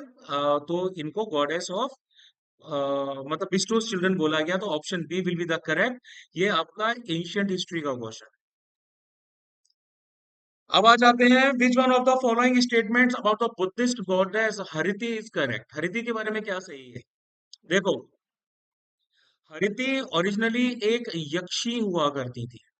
ठीक है। एक तरह की राक्षसनी आप इनको बोल सकते हो, डेमोनेस बोल सकते हो। इनको जाना जाता था बच्चों को एबडक्ट करने के लिए, उनको खाने के लिए। अब बुद्धिस्ट ट्रेडिशन के हिसाब से भगवान बुद्ध ने उनको कंपैशन और टीचिंग से क्या कर दिया, बदल के रख दी। यानी कि वो प्रोटेक्टर ऑफ चिल्ड्रन बन गई, एक सिंबल ऑफ मदरहुड जो है वो बन गई। तो she was converted by Buddha from a blood thirsty yakshi to a benevolent maternal figure. ये भी एंशियंट हिस्ट्री का क्वेश्चन है बुद्धिज्म से। उसके बाद consider the following statements about the literary language Apabhramsha, इसके बारे में हमने डिस्कस किया था, है ना। ये आपका क्या है, एंशियंट हिस्ट्री का क्वेश्चन, इसको आप समझ लीजिए कि it appeared in recognisable forms by the 6th century, तो ये बिल्कुल सही है। अपभ्रंश लैंग्वेज का क्या है, ये लिटरेरी फॉर्म्स में समझ में आने लगी थी 6th century CE से। इसकी रूट्स कहाँ से मिलेंगी, इसकी रूट्स तो थी भैया आपकी प्राकृत से। ठीक है। मॉडर्न जो इंडो आर्यन लैंग्वेजेस थी वहां से भी आ जाती है ये अपभ्रंश आपकी जो लैंग्वेज है। और it developed out of mixtures of regional vernacular with the Prakrit and Sanskrit, तो बिल्कुल सही। रीजनल वर्नाकुलर जो बोलियां थी उनका मिक्सचर प्राकृत के साथ हुआ, संस्कृत का हुआ, तब जाके आपकी अपभ्रंश, शायद इसको ऐसे ही लिखते हैं अपभ्रंश, यानी कि थोड़ा बिगड़ा हुआ, है ना। ये लेटर स्टेज है प्राकृत की, जिसमें रीजनल वर्नाकुलर लैंग्वेज का बहुत ज्यादा इन्फ्लुएंस रहा है। ट्रांसिशनल लिंग्विस्टिक फेज इसको कहा जाता है। ठीक है। तो ये आपका दोनों सही होंगे। ये आपका एंशियंट हिस्ट्री का क्वेश्चन था। उसके बाद आ जाते हैं मेडिवल का। मेडिवल हिस्ट्री का क्वेश्चन है, वो compose Jain Vilas history of the rulers of Kashmir in the time of Zainul Abidin. 16वीं शताब्दी के आसपास श्रीवर नाम के बंदे ने जैन विलास लिखा। संस्कृत स्कॉलर थे, हिस्टोरियन थे, जैन अल अबिदीन। ठीक है। जो 15th century का रूलर था कश्मीर का, उसके कोर्ट में। ठीक है। तो उसके इंपॉर्टेंट वर्क को भी इन्होंने यहाँ पर डॉक्यूमेंट किया है। नेक्स्ट आ जाते हैं, in which one of the following works has Amir Khusro praise the climate of India, its languages notably Sanskrit, it arts and music and even its animals, तो भैया वो आपकी किताब है नूह सिफिर। ठीक है। ये आपकी लिखी गई है पर्शियन में। अब इसका मतलब होता है द 9 स्काईज, 9 आसमान। इसमें इंडिया के क्लाइमेट, लैंग्वेज, खासकर संस्कृत के बारे में, कल्चर, म्यूजिक, एनिमल, सब के बारे में अमीर खुसरो ने काफी कुछ बोला है। यह क्वेश्चन आता है आपका मॉडर्न हिस्ट्री से, which one of the following works was written in early 18th century by Bengali poet Rameshwar Bhattacharya? बहुत ऑड क्वेश्चन है, नॉर्मली आपको नहीं मिलेगा, नॉर्मली मैं एक्सपेक्ट भी नहीं करूंगा कि भैया आप करके आओ। ठीक है। इसका आंसर है धर्म मंगल। रामेश्वर भट्टाचार्य ने धर्म मंगल काव्य लिखी थी। ट्रेडिशन जो है आपका बंगाली लिटरेचर का है। तो इनका ये जो धर्म मंगल है, इसको अर्ली 18th century में आपका प्रॉपर क्या बोलते हैं डॉक्यूमेंट भी किया गया था। क्वेश्चन नंबर 50 की बात कर लेते हैं। मौर्य एम्पायर के बारे में पूछा जा रहा है, यानी कि एंशियंट हिस्ट्री का क्वेश्चन है। Which one of the following present day territories were outside the limits of Ashoka's empire? Balochistan का एरिया तो भैया आ रहा है, नॉर्थ बंगाल का एरिया भी आ रहा है, कश्मीर वैली का एरिया भी आ रहा है ना। ब्रह्मपुत्र वैली का जो एरिया है डायरेक्ट इन्फ्लुएंस में नहीं था, ये इनकी ट्रिब्यूटरीज में था, जो लोग इनको ट्रिब्यूटरी देते थे। तो इसको आप आउटसाइड ऑफ द लिमिट यहाँ पर कंसिडर कर सकते हो। ठीक है, ये क्वेश्चन आपका एशियंट हिस्ट्री से पूछा गया था। अब आगे बात करते हैं, isobars of element have same. बहुत बेसिक क्वेश्चन है यार, इससे कम लेवल का क्या क्वेश्चन पूछोगे। Isobars are the atom with same mass number लेकिन डिफरेंट एटॉमिक नंबर। तो भैया सेम मास नंबर, केमिस्ट्री के क्वेश्चंस की शुरुआत हो चुकी है। Now 52, which one of the following could not be explained by Rutherford's nuclear model? Rutherford के न्यूक्लियर मॉडल ने प्रेजेंस ऑफ न्यूक्लियस को बताया in the centre of an atom, ये बताया उन्होंने, है ना। Comparison of size of atoms और न्यूक्लियस भी उन्होंने किया, ये पूरा और एटॉमिक मॉडल दिया था उन्होंने। न्यूक्लियस पॉजिटिवली चार्ज होता है, इसके बारे में भी उन्होंने बताया था, ये सब कुछ बताया था, पॉजिटिव चार्ज है भैया एटम का। लेकिन स्टेबिलिटी ऑफ द एटम के बारे में इन्होंने ऐसा कुछ खास में नहीं बताया, ये इनके द्वारा नहीं बताया गया। तो ऑप्शन ए हो जाएगा केमिस्ट्री का भैया हमारा question. Next, if atomic number of an element is 11, the correct name symbol and valency यार। पेपर बनाने वाले से मेरा सवाल यही है कि बेटा इससे भी कोई नीच क्वेश्चन दिमाग में हो तो वो भी बता दो। पता नहीं किससे बनवाया इतना, मतलब कुछ क्वेश्चंस इतने लो लेवल के दिए गए हैं कि मतलब कट ऑफ बढ़ाना है ना, तो उन्होंने सोचा चलो ठीक है अब ये कर लेते हैं। तो देखो यार, सीधी सी बात है, हमारा सोडियम जो है ना, हमने यहाँ सबकी बात की है, तो यहाँ पर हमारा सोडियम जो है जिसका एटॉमिक नंबर है 11, वैलेंसी आ जाती है जिसकी एक। ठीक है, सिंबल वगैरह सब कुछ यहाँ दे रखे हैं आपको, केमिस्ट्री का बेसिक सा क्वेश्चन है। Now which one of the following gas is used in the making soft drinks? तो फॉस्फोरिक एसिड यूज किया जाता है और गैस रहती है कार्बन डाइऑक्साइड। कई बार इसको पीवाईक्यू में हमने सॉल्व कर रखा है। Which one of the following, ये भी केमिस्ट्री का, ये भैया बता दूं मैं, लोगों को पता नहीं चलता, ये भी केमिस्ट्री का है। Which one of the following is considered as a compound? Compound कौन सा है? देखो सिलिकॉन और टिल, टिल जो है ये आपके एलिमेंट्स हैं। शुगर सॉल्यूशन आपका मिक्सचर है ना। शुगर जो रहती है वो तो कंपाउंड होता है, लेकिन शुगर सॉल्यूशन की बात की जा रही है। दो या दो से ज्यादा एटम्स डिफरेंट एलिमेंट्स के कंबाइन कर रहे हैं डेफिनेट रेशियो में, तो मॉलिक्यूल मिलता है ना, मॉलिक्यूल ऑफ अ कंपाउंड मिलता है। यहाँ पर कैल्शियम कार्बोनेट यानी कि CaCO3 केमिकल कंपाउंड है जो कैल्शियम कार्बन और ऑक्सीजन का बना हुआ है। Option D will be the correct answer.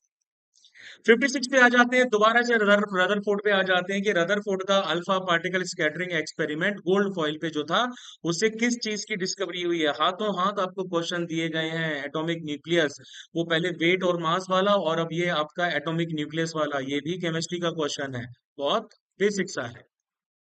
Which one of the following is a metalloid? Same चीज कहूंगा फिर से ठीक है, इससे भी कोई नीच लेवल का क्वेश्चन है तो दे दो। जर्मेनियम, जर्मेनियम भैया हमारा मेटेलॉइड होता है, कार्बन फैमिली में बिलोंग करता है।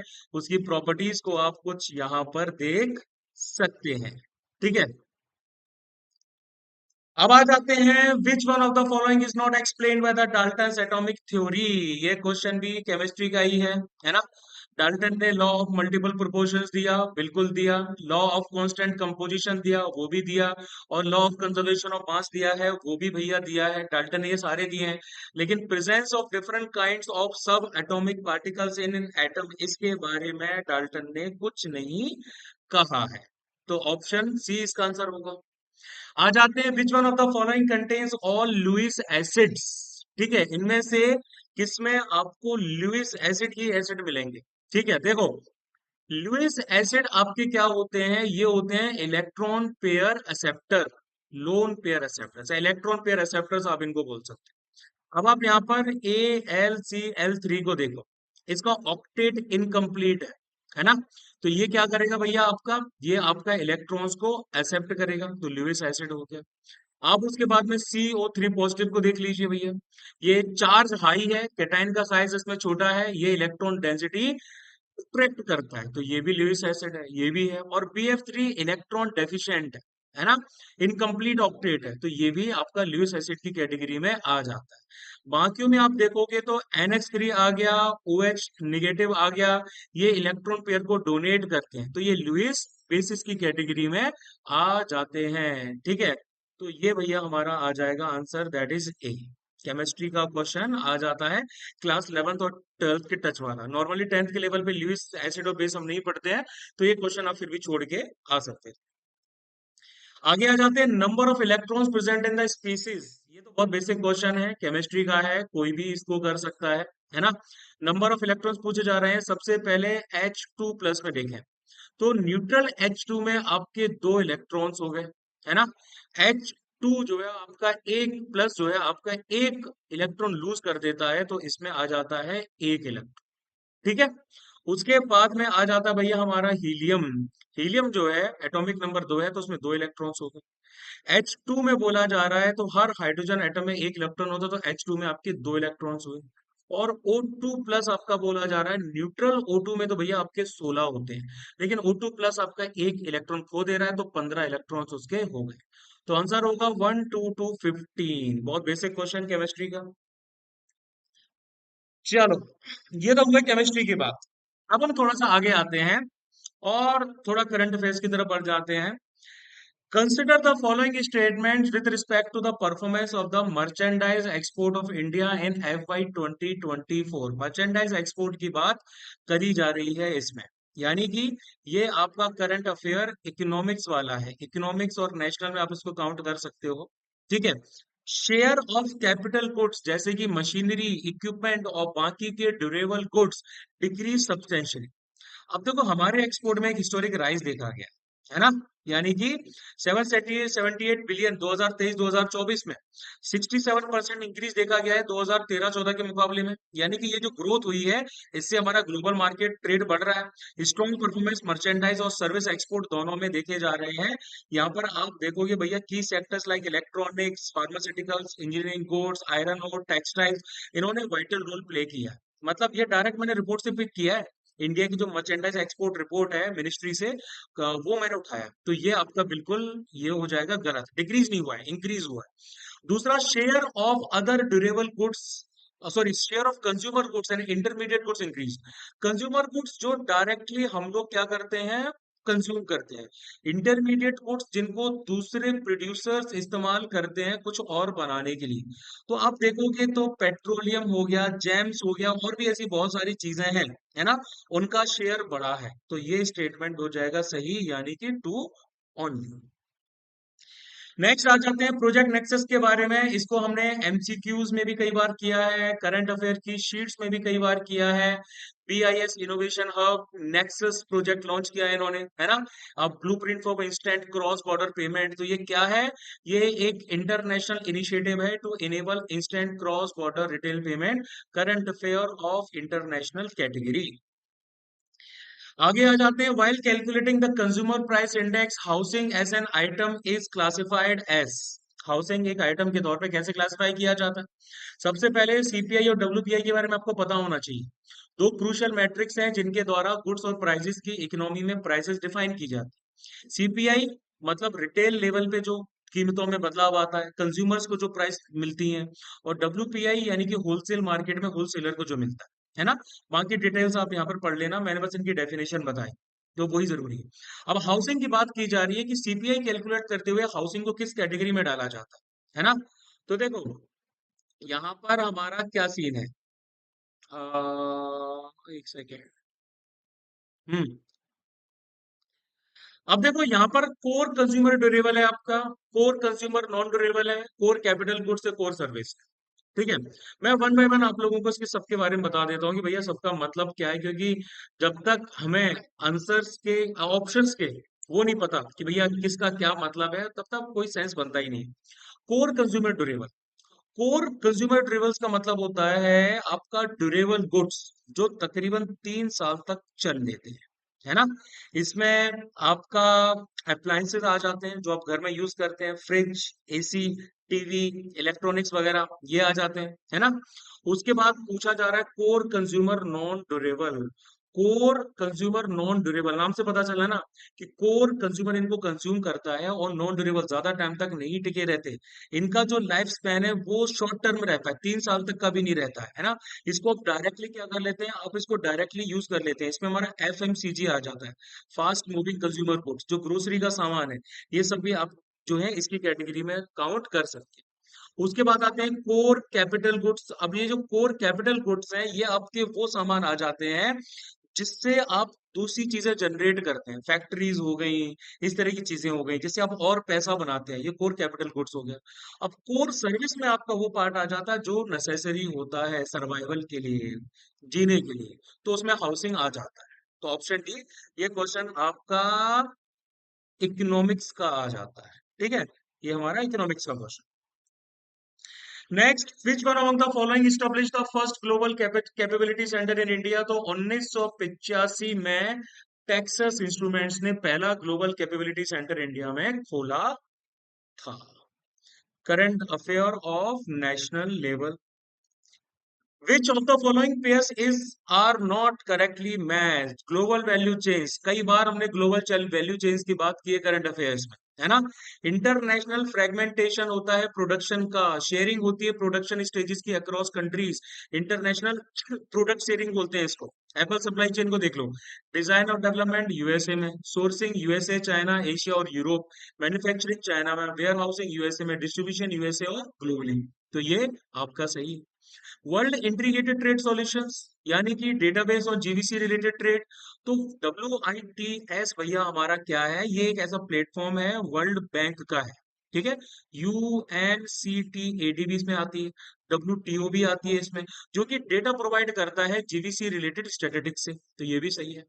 Current account deficit foreign direct investment के साथ डील कर रहा है, तो करंट अकाउंट डेफिसिट का तो मतलब होता है कंट्री के बैलेंस ऑफ ट्रेड में कमी आ गई है, इंपोर्ट आपके एक्सपोर्ट से ज्यादा बढ़ रहे हैं, नेट इनकम और ट्रांसफर्स को मिला के, है ना। एफडीआई तो आपका कैपिटल अकाउंट का पार्ट आ जाता है, करंट अकाउंट का पार्ट नहीं आता है, तो ये हो गया गलत, यानी कि 3 ओनली।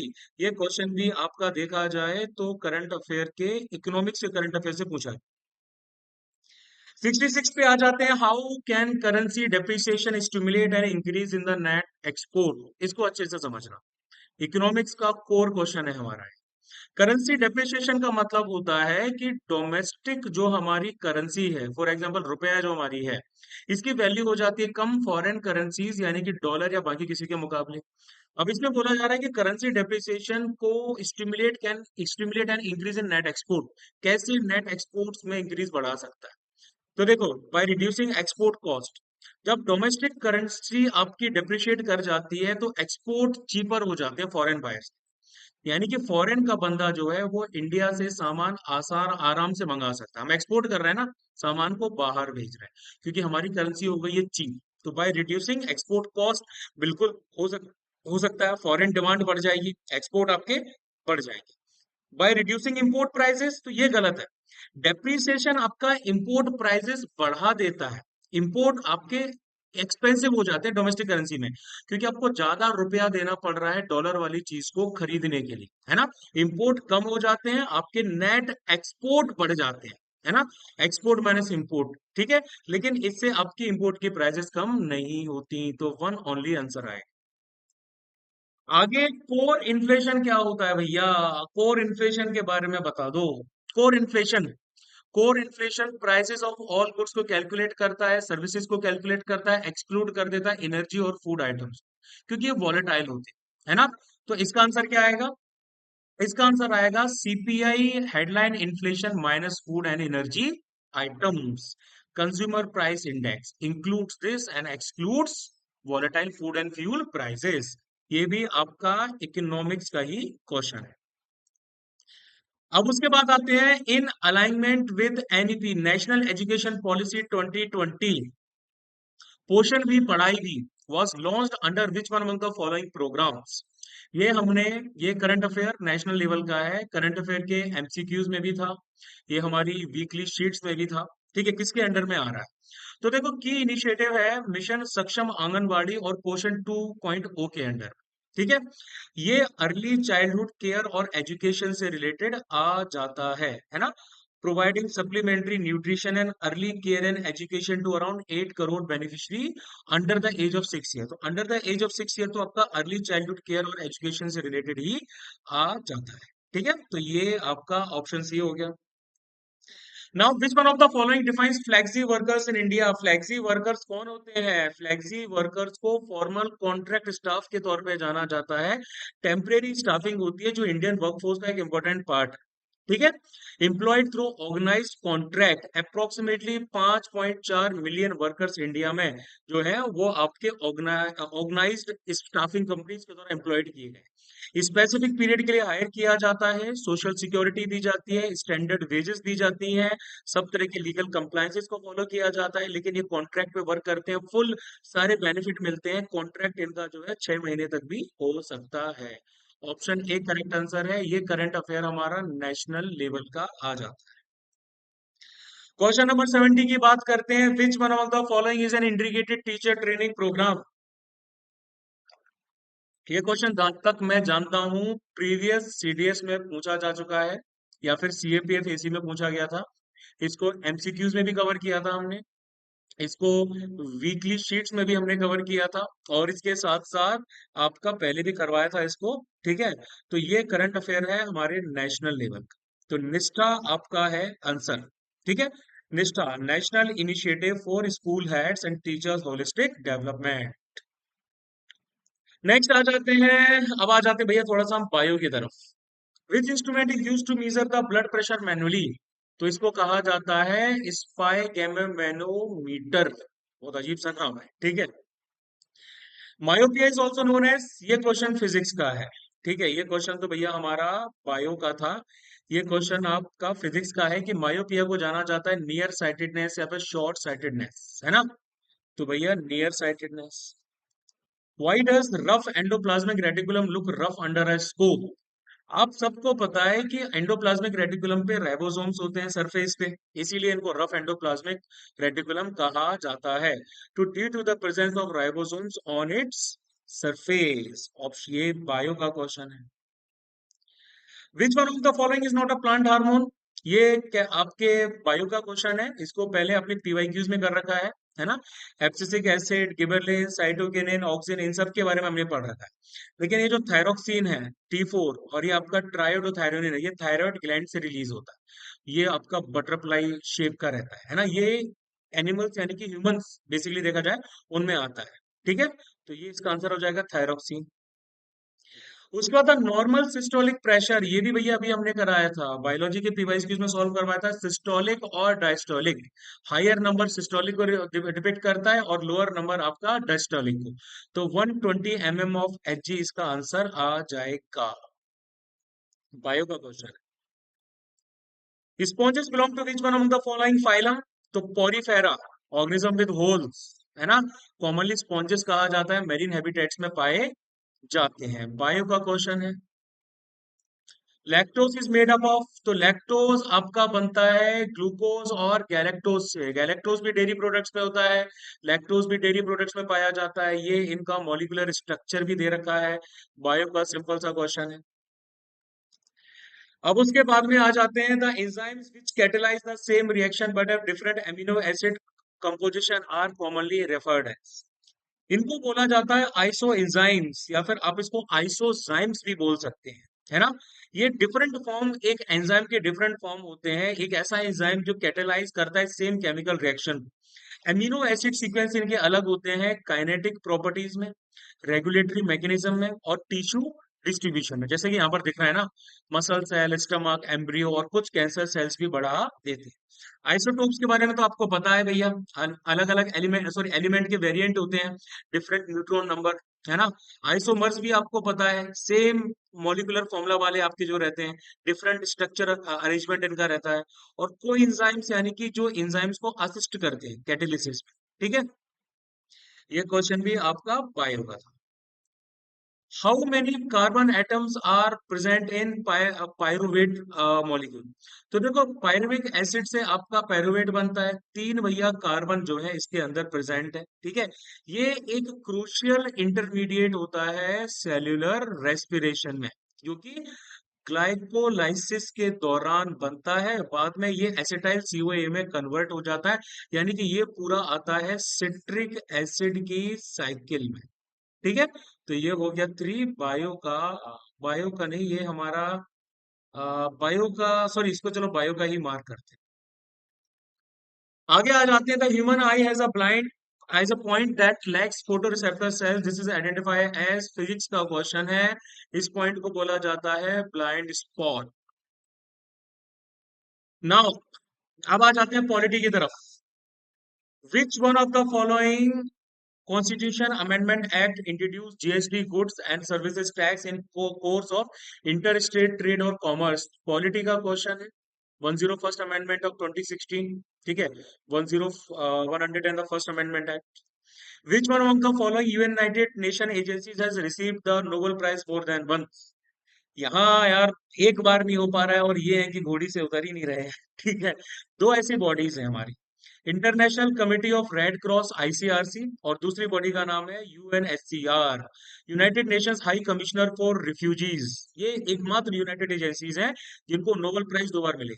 आईसीआरसी को भैया आपका 1917 में, 1944 में और 1963 में मिला है, जबकि यूएनएचसीआर को आपका 1954 और 1981 में दिया गया है।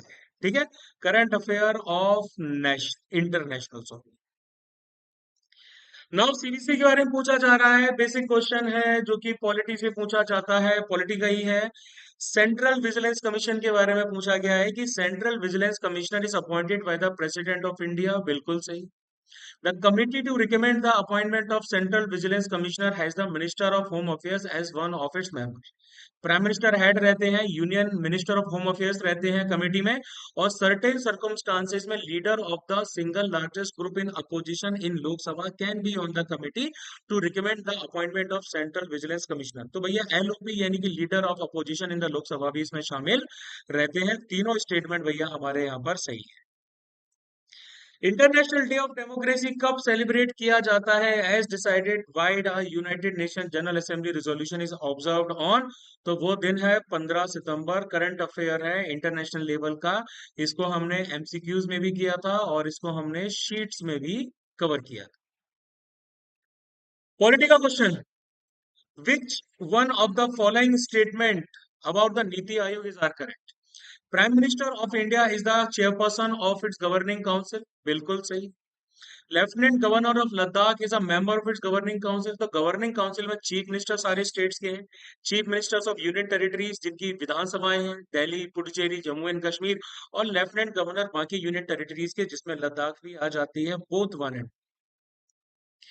नेशनल कमीशन फॉर वुमेन के बारे में पूछा जा रहा है, कौन से स्टेटमेंट सही है? पॉलिटी का क्वेश्चन है हमारा, it is a statutory body, है ना। तो देखो भैया, आपकी ये जो बॉडी है 1992 में बनाई गई थी, ऑटोनोमस बॉडी, स्टेचुटरी बॉडी है, कॉन्स्टिट्यूशनल बॉडी नहीं है, ये हो गया सही। इसका मैंडेट है to review the constitutional and legal legal safeguards for women, बिल्कुल सही, है ना। ये सब काम इनका आ जाता है। It has the mandate to advise the government on all policy matters affecting women, ये भी बिल्कुल सही है। तीनों स्टेटमेंट यहाँ पे सही है। अब उसके बाद, which among the following is the latest language to be included in the 8th schedule of the constitution? ये 22 लैंग्वेजेस की है भैया, पॉलिटी का क्वेश्चन है, ऑलरेडी हमने कवर किया हुआ है। आप सबको बताइए, पीवाईक्यूज में भी हमने कवर किया था, है ना। तो देखो, सबसे लेटेस्ट में कौन सी आ जाती है? सबसे लेटेस्ट में आपकी सिंधी तो 1967 में, है ना। कोंकणी, मणिपुरी और नेपाली 1992 में। तो भैया नेपाली हटा दो, मणिपुरी हटा दो, कोंकणी हटा दो, एक मात्र बचती है मैथिली, संथाली, मैथिली, बोडो और डोगरी। 2003 में 92 अमेंडमेंट्स के द्वारा इसको जोड़ा गया था। आंसर आएगा मैथिली। अब उसके बाद आ जाते हैं, which one among the following has the highest number of seats in the council of states? Rajya Sabha में किसकी हाईएस्ट नंबर ऑफ सीट्स हैं? पॉलिटी का क्वेश्चन है। आंध्र प्रदेश के पास है 11 सीट्स, बिहार के पास है 16 सीट्स, मध्य प्रदेश के पास है 11 सीट्स, और तमिलनाडु के पास है 18 seats. Correct answer will be Tamil Nadu. Which of the following statement is about the Indus water treaties are correct? Indus water treaty को वैसे बहुत बार कवर किया है, मोस्ट रिसेंट हमने इनको जनवरी 2025 के एमसीक्यूज में कवर किया था। ये है ना, कि भैया कौन सी रिवर्स पाकिस्तान को अलोकेटेड है। तो ईस्टर्न रिवर आपकी आ जाती है ये भगवे वाली, है ना, रावी, ब्यास और सतलज। तो टर्म ईस्टर्न रिवर का मतलब है सतलज, ब्यास और रावी टेकन टुगेदर, बिल्कुल सही। And the term western rivers आ जाता है इंडस, झेलम और चेनाब, ये भी बिल्कुल सही है। Both 1 and 2 current affair of national level. Which of the following statement is are correct as per the constitution of India, कौन सा स्टेटमेंट यहाँ पर सही है। The constitution 86th amendment act has added the right to education to the chapter of DPSP, ठीक है। 44th amendment act of 1978 ने एक और डीपीएसपी जोड़ा था। 86th अमेंडमेंट एक्ट 2002 ने सब्जेक्ट मैटर आर्टिकल 45 का चेंज किया, एलिमेंट्री एजुकेशन को फंडामेंटल राइट आर्टिकल 21A1 के 8 के अंडर में बनाया। बिल्कुल सही है भैया, है ना, ये आपका सही है। अब राइट टू वर्क और right to education are both fundamental rights and DPSP. Right to education तो है आपका, है ना, फंडामेंटल राइट भी है, डीपीएसपी भी है। लेकिन राइट टू वर्क जो है ये मात्र आपका डीपीएसपी है, सोशलिस्टिक प्रिंसिपल्स में आता है आर्टिकल 41 के अंडर में। ये राइट फंडामेंटल राइट की कैटेगरी में नहीं आता है। पॉलिटी का भैया ये हमारा क्वेश्चन था, वन ओनली। आगे बढ़ेंगे। As defined in article 12 of the constitution, India में स्टेट की डेफिनेशन में कौन आता है। Parliament of India, government and parliament of India, बिल्कुल। State government, government and legislatures of state, बिल्कुल।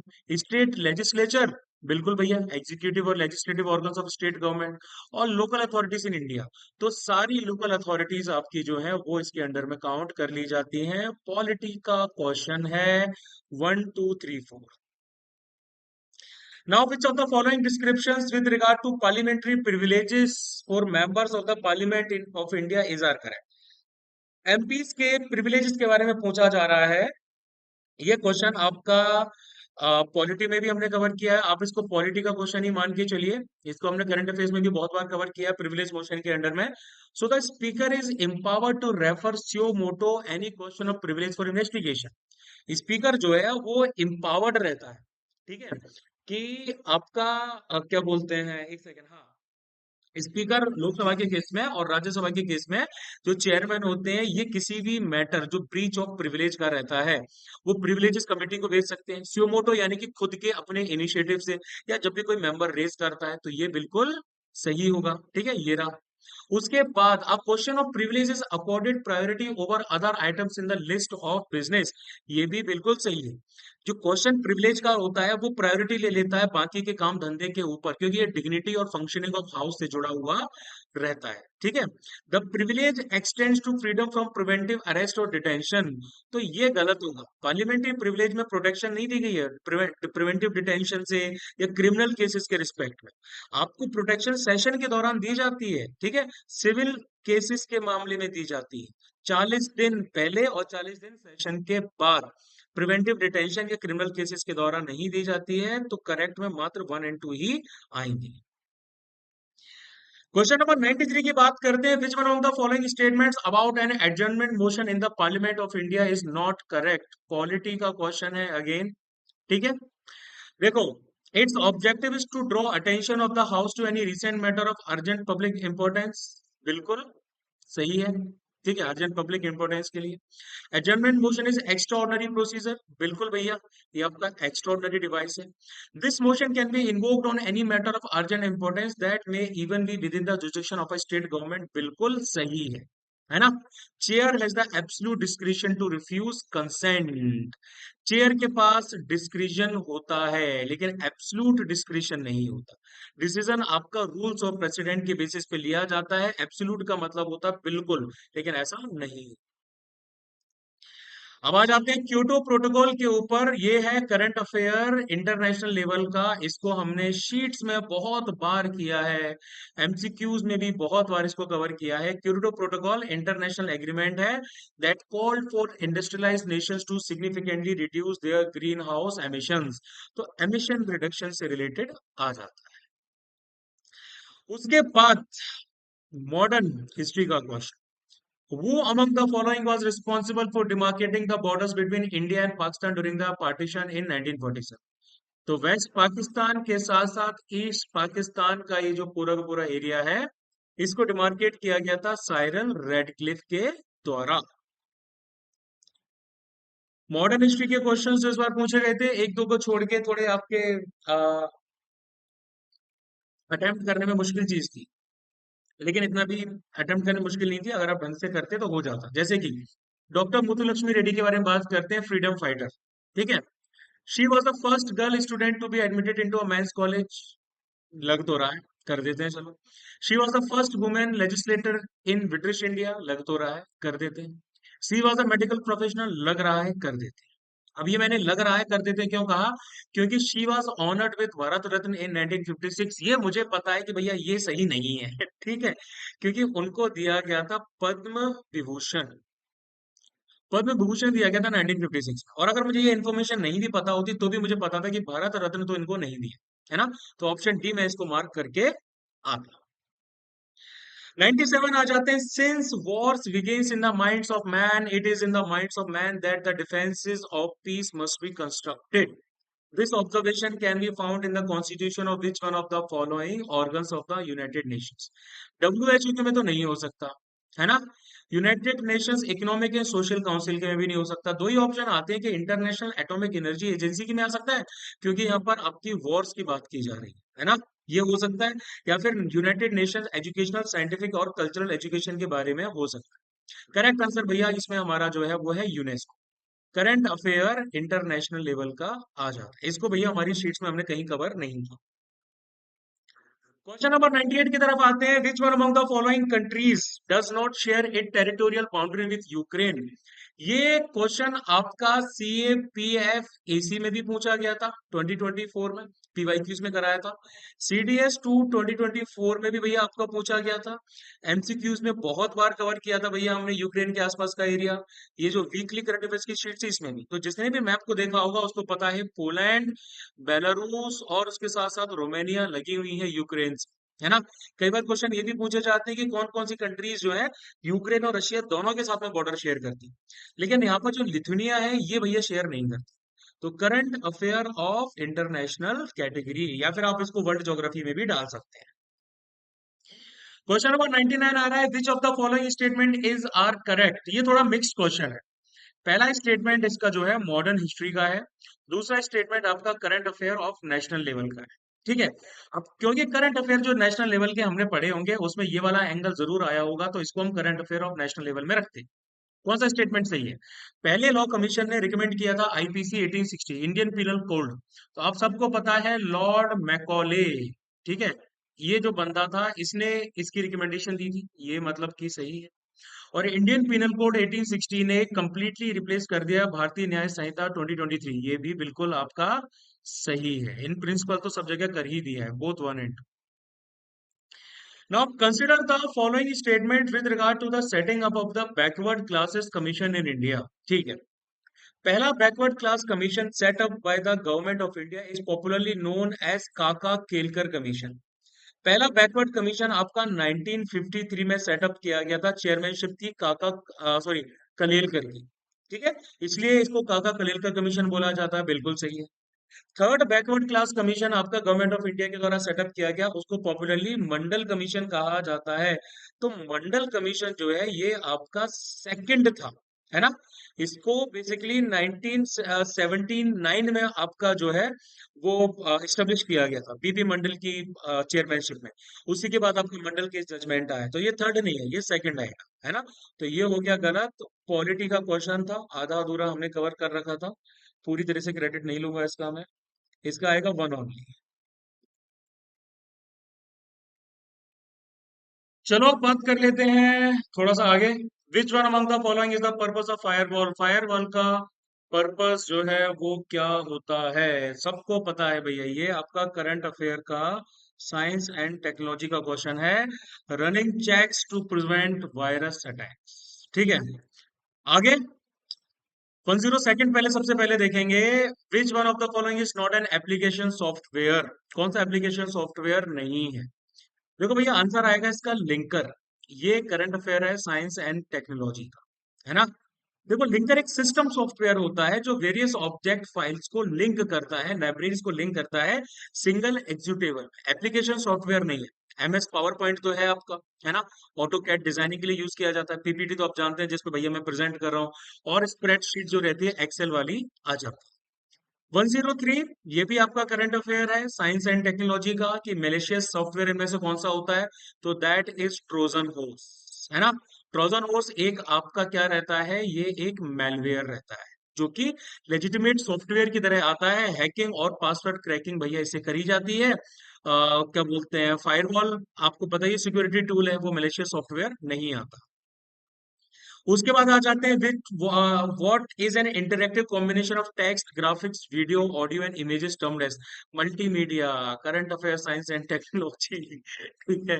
विच of one of the following is the characteristics of artificial intelligence, तो AI क्या करता है भाई, एआई आपका ह्यूमन डिसीजन मेकिंग को replicate करता है। Knowledge, cognitive system, neural network, planning, robotics, machine learning, NLP, perception, यही तो काम है इसके। ये भैया ने गलत रॉन्ग मार्क किया है ना। तो ये भी current affair science and technology का हो गया। आगे आ जाते हैं, विच वन ऑफ ऑर्गेनाइजेशन या institute has recently started the new initiative such as Bharat Vidya Pariyojana, Brihattar Bharat और नारी संवाद प्रकल्प। तो देखो ये किया गया है आपका Indira Gandhi national centre for arts Delhi के द्वारा। करंट अफेयर नेशनल में आ जाता है। Next, which one among the following educational institutions established under the Union Ministry of Culture is promoting to preserve and protect and promote Lord Buddha's teachings and value of love, compassion and non-violence for developing good moral values and practices? Current affair national level का question है, sheets और MCQs दोनों में इसको हमने cover किया था। ये आ जाता है आपका नव नालंदा महाविहार। ठीक है। ये आपका मिनिस्ट्री ऑफ कल्चर यानी कि संस्कृति मंत्रालय के अंडर का है, गवर्नमेंट ऑफ इंडिया का, कि नालंदा जो है उसकी चीजों को हमें रिवाइव करना है, टीचिंग्स जो भगवान बुद्ध की उनको रिवाइव करना है। ठीक है। 108, Nirbhaya fund a non lapsable corpus fund, again current affairs MCQs में भी कवर्ड है, करंट अफेयर्स की शीट्स में भी कवर्ड है। मैक्सिमम लोग गलत कवर करके आएंगे क्योंकि ये निर्भया फंड से रिलेटेड है ना। नॉन लैप्सेबल कॉर्पस फंड है, लैप्स नहीं करता है, अलग अलग प्रोजेक्ट्स के लिए यूज किया जाता है। ऐसे प्रोजेक्ट जिनको स्पेसिफिकली डिजाइन किया गया है safety and security of women को एडमिनिस्टर करने की।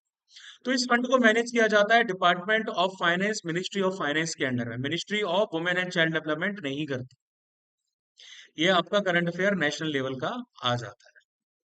नाउ द परंपरागत कृषि विकास योजना PKVY launched in 2015-16 by the central government is aimed at, current affair national level का है, ऑर्गेनिक फार्मिंग गेन्स मोमेंटम।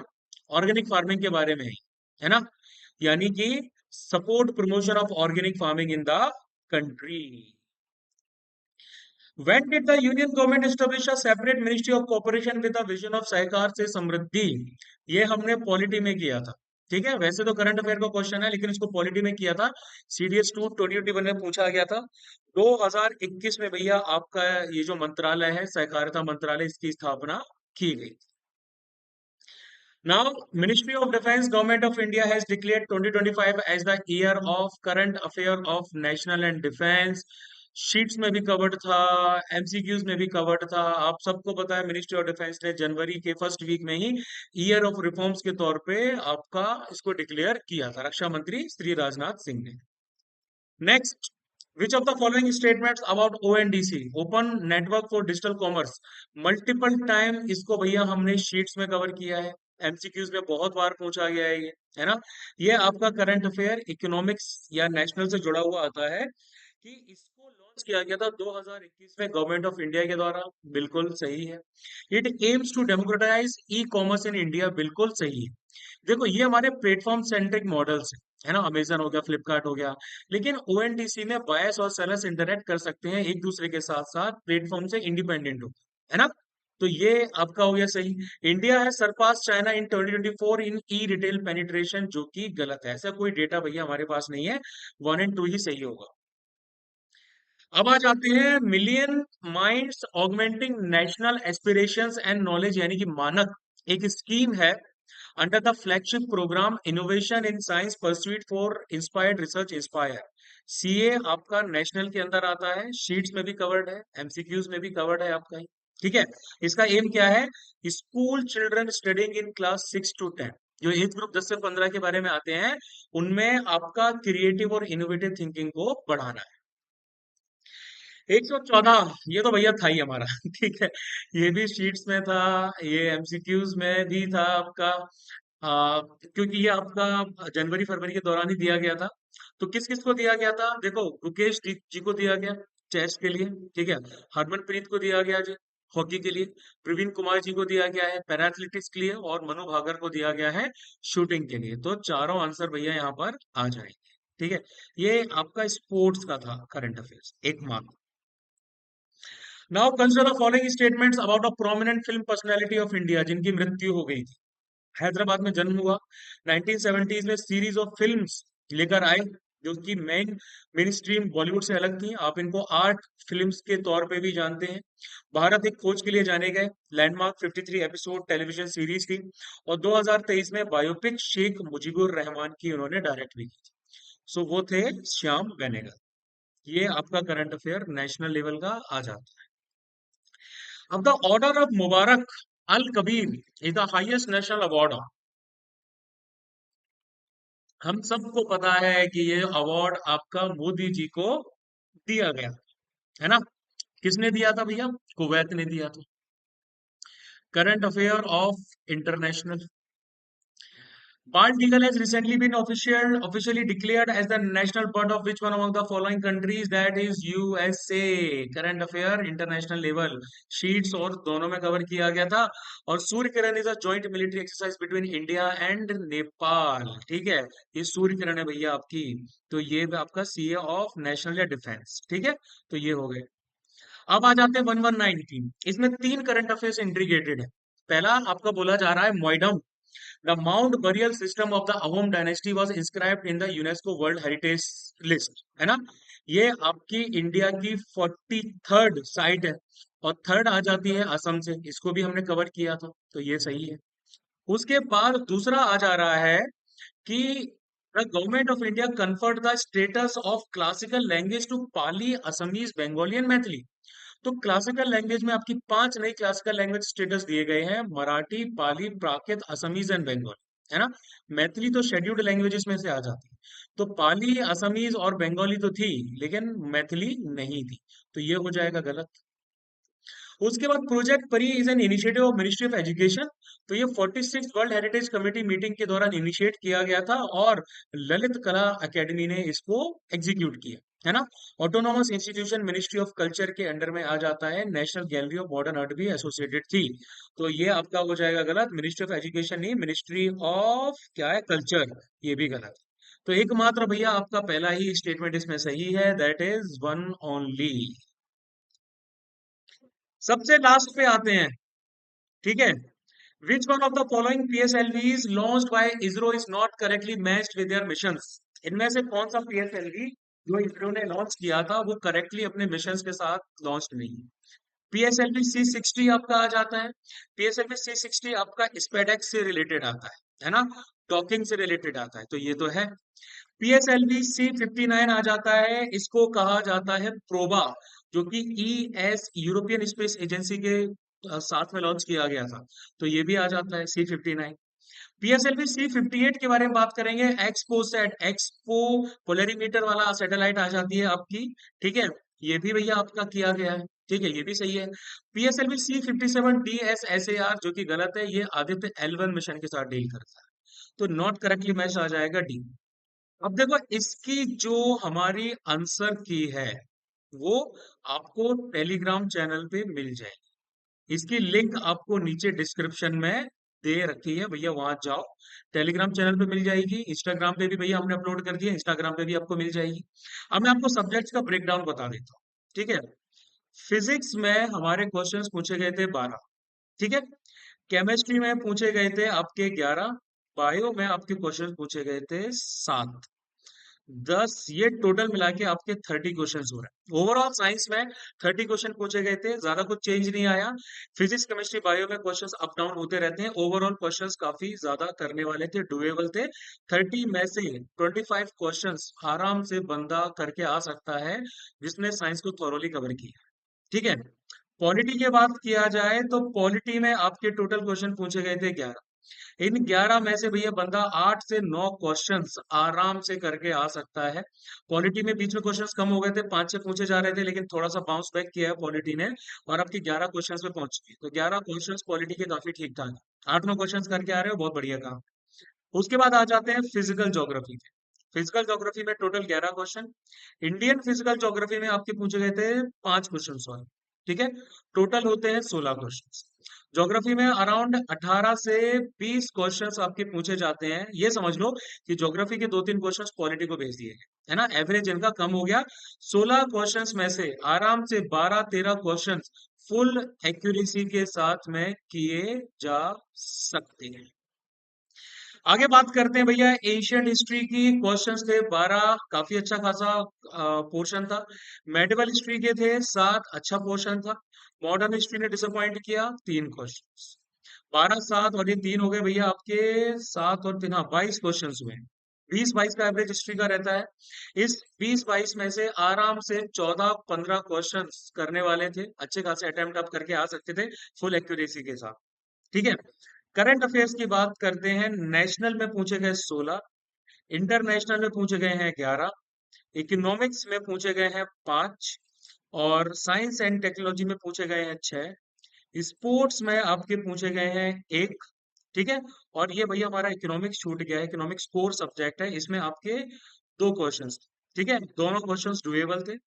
यहाँ पर आपके ओवरऑल क्वेश्चंस होते हैं अराउंड 10, 20, 26, 27, 27 और 5 कितने हुए, 33, 33 और 6 हुए 39 और 40, 40 क्वेश्चन भैया आपके लिए हो गए। 39-40 क्वेश्चन ये समथिंग। 39-40 क्वेश्चंस में से डिफेंस उस्ताद के 30+ क्वेश्चंस आपके डायरेक्ट हमारी शीट्स और एमसीक्यू से पूछे गए थे। ये अगर आप ढंग से करके आते तो कर लेते। क्वेश्चंस को अगर हम काउंट करते हैं, 25 क्वेश्चन ये, 10 क्वेश्चन ये, 35। 35 में से भैया आपके 35 और 10 हुए 45, 45 और 3 हुए 48, 48 और 3 हुए भैया आपके 50, 50 और 10 60, 60 62 हो गए, 62 और 30 90, यानी कि 90 टू 100 क्वेश्चंस इजीली अटेम्प्ट करने वाले थे। जिसने 90 टू 100 क्वेश्चंस इजीली अटेम्प्ट किए हैं उसके लिए बहुत फायदेमंद है ना। फुल एक्यूरेसी अगर अच्छी खासी है तो बंदा अच्छा स्कोर कर ले। इंग्लिश को भी कंसिडर किया जाए और जीके को कंसिडर किया जाए, पेपर हमारा इजी टू मॉडरेट था, बहुत ज्यादा हार्ड नहीं था। 110 के आसपास ओटीए का कट ऑफ हमारा जा सकता है, इतना कट ऑफ चला जाएगा, स्ट्रेच हो जाएगा, आराम से हो जाएगा, बहुत ज्यादा डिफिकल्ट नहीं रहेगा। ये था पेपर का एनालिसिस। अब आ जाते हैं भैया हमारे अपकमिंग बैचेस की तरफ। तो देखो 21 अप्रैल से आपका एग्जाम तक, यानी कि एग्जाम हमारा 14 सितंबर को होगा। 14 सितंबर को आपका सीडीएस एनडीए 2025 होगा। फिलौरा बैच स्टार्ट हो रहा है। सीट की लिमिट है 70 सीट्स ओनली। आईएमए की फीस है 5,999, ओटीए की है 3,999। अगर आप आज में इनरोल करते हैं तो आपको 500 रुपीज का ऑफ भी मिल सकता है, अगर आप फर्स्ट 30 इनरोलमेंट्स में है। मेरे ख्याल से 25 समथिंग इनरोलमेंट ऑलरेडी हो चुकी है। ठीक है, तो आपके पास 4-5 सीट्स बची हुई है, अगर आपको 500 ऑफ लेना है तो। ठीक है, डिटेल्स आप सबको पता है। फिलोरा बैच के लिए आप 8839961158 पर डीएम कर सकते हैं। सिमिलरली भैया एनडीए बैच भी आपका 21 तारीख से स्टार्ट होगा, एक हफ्ते बाद एनडीए का नौशेरा बैच, इसका डिटेल्ड जीएटी का जो है वो भी आपका एसएसबी विंग्स के यूट्यूब चैनल्स पर आ जाएगा। ठीक है, डिफेंस पाथ के यूट्यूब चैनल पे सिर्फ सीडीएस वाला रहेगा, एसएसबी विंग्स पे आपका एनडीए वाला भी आ जाएगा। कोर्स की फीस है 64,999। अगर आप फर्स्ट 500 में, सॉरी फर्स्ट 30 में रहते हैं तो 500 का आपको ऑफ भी मिलेगा। इसमें भी इनरोल करना है तो 8839961158 पर डीएम कर सकते हैं। देखो आप सबको पता है कि भैया हमारा क्या सीन है ना। हाँ, एक और चीज, सीडीएस के बैच के साथ आपका एफकेट भी पढ़ाया जाएगा, एफकेट भी आपका कवर हो जाएगा। लेकिन अगर आपको सिर्फ एफकेट का सेपरेट बैच लेना है तो भी आप एफकेट का सेपरेट बैच के लिए इस नंबर पर डीएम कर सकते हैं। 2 से 3 दिन में एफकेट का अपाचे बैच भी चालू होने जा रहा है। ठीक है, देखो एक बहुत ही बेसिक सी सीधी सी बात मैं आप लोगों को बताना चाहता हूँ, वो ये कि डिफेंस उस्ताद और एसएस विंग्स ऐसे प्लेटफॉर्म है जहां पर आपको फुल सपोर्ट मिलता है। ठीक है, 1 to 1 मेंटरशिप भी आपको दी जाती है, सब कुछ बताया जाता है, समझाया जाता है, आप क्लास में डाउट पूछ सकते हैं कभी भी कहीं भी, रोक टीचर। ठीक है। लाइव क्लासेस होती हैं, रिकॉर्डेड सेशन होते हैं। आपको लाइव क्लासेस के बाद रिकॉर्डेड क्लासेस भी मिल जाती हैं, हर किसी को दी जाती हैं कि भैया अगर आपने मिस कर दिए तो देख लो, है ना। 1 साल की इसकी पूरी वैलिडिटी भी रहती है जो आप लोगों को मिलेगी। तो ये बेसिक सा फंडा है जो मैं आप लोगों को बताना चाहता हूँ। आपने देख ही लिया है कि पेपर में कितना कंपोनेंट जो है वो पूछा गया था डिफेंस उस्ताद का, है ना। क्लासरूम से डायरेक्ट उठ के चीजें आई थी, ऐसा कंपोनेंट आपको और कहीं नहीं मिलेगा। लिटरली आप बड़े से बड़े चैनल पे चले जाइए जहां पर मल्टीपल टीचर्स हैं, वहां पर आप चले जाइए, आपको इस तरह का नहीं मिलेगा। यहाँ तो भैया जीके एंड इंग्लिश जो है वो मैंने खुद ने संभाला था, है ना, जो मैंने खुद ने संभाला था। तो अब तो भैया नए टीचर्स आ गए, लेकिन यू कैन इमेजिन कि भैया किस तरीके से मैंने पढ़ाया था कि भैया इतने सारे क्वेश्चंस आ रहे हैं। 120 क्वेश्चंस में से देखा जाए तो समवेयर अराउंड 100+ क्वेश्चंस डायरेक्ट भैया आपके क्लासरूम नोट्स, एमसीक्यूज और करंट अफेयर्स की शीट से आए। ठीक है। तो if you want to take your प्रथम पग towards the academy then you have to come to the Defence Star. Please like share comment and subscribe the video. हो सकता है कि इसमें कुछ इनएक्यूरेसीज हो, वैसे मैंने डबल बार इसको क्रॉस चेक किया था, लेकिन अगर आपको लगता है कि भैया इसमें कुछ जो है इनएक्यूरेसीज है तो पोलाइट तरीके से भैया बता दो, मैं भी एक इंसान हूँ। ठीक है, और इंसान गलतियों का पुतला होता है, हो सकता है एक आध गलती हो गई हो। मैंने अपने बेस्ट सोर्सेज यूज किए हैं और उसके हिसाब से ये आंसर सारे सही हैं। डिबेटेबल हो सकते हैं सोर्सेज हमारे, लेकिन अगर आपको कुछ और समझ में आता है तो प्लीज अपना सोर्स जो है वो मेंशन कर दीजिए, है ना। चलिए फिर, जय हिंद to you all, see you in the batch.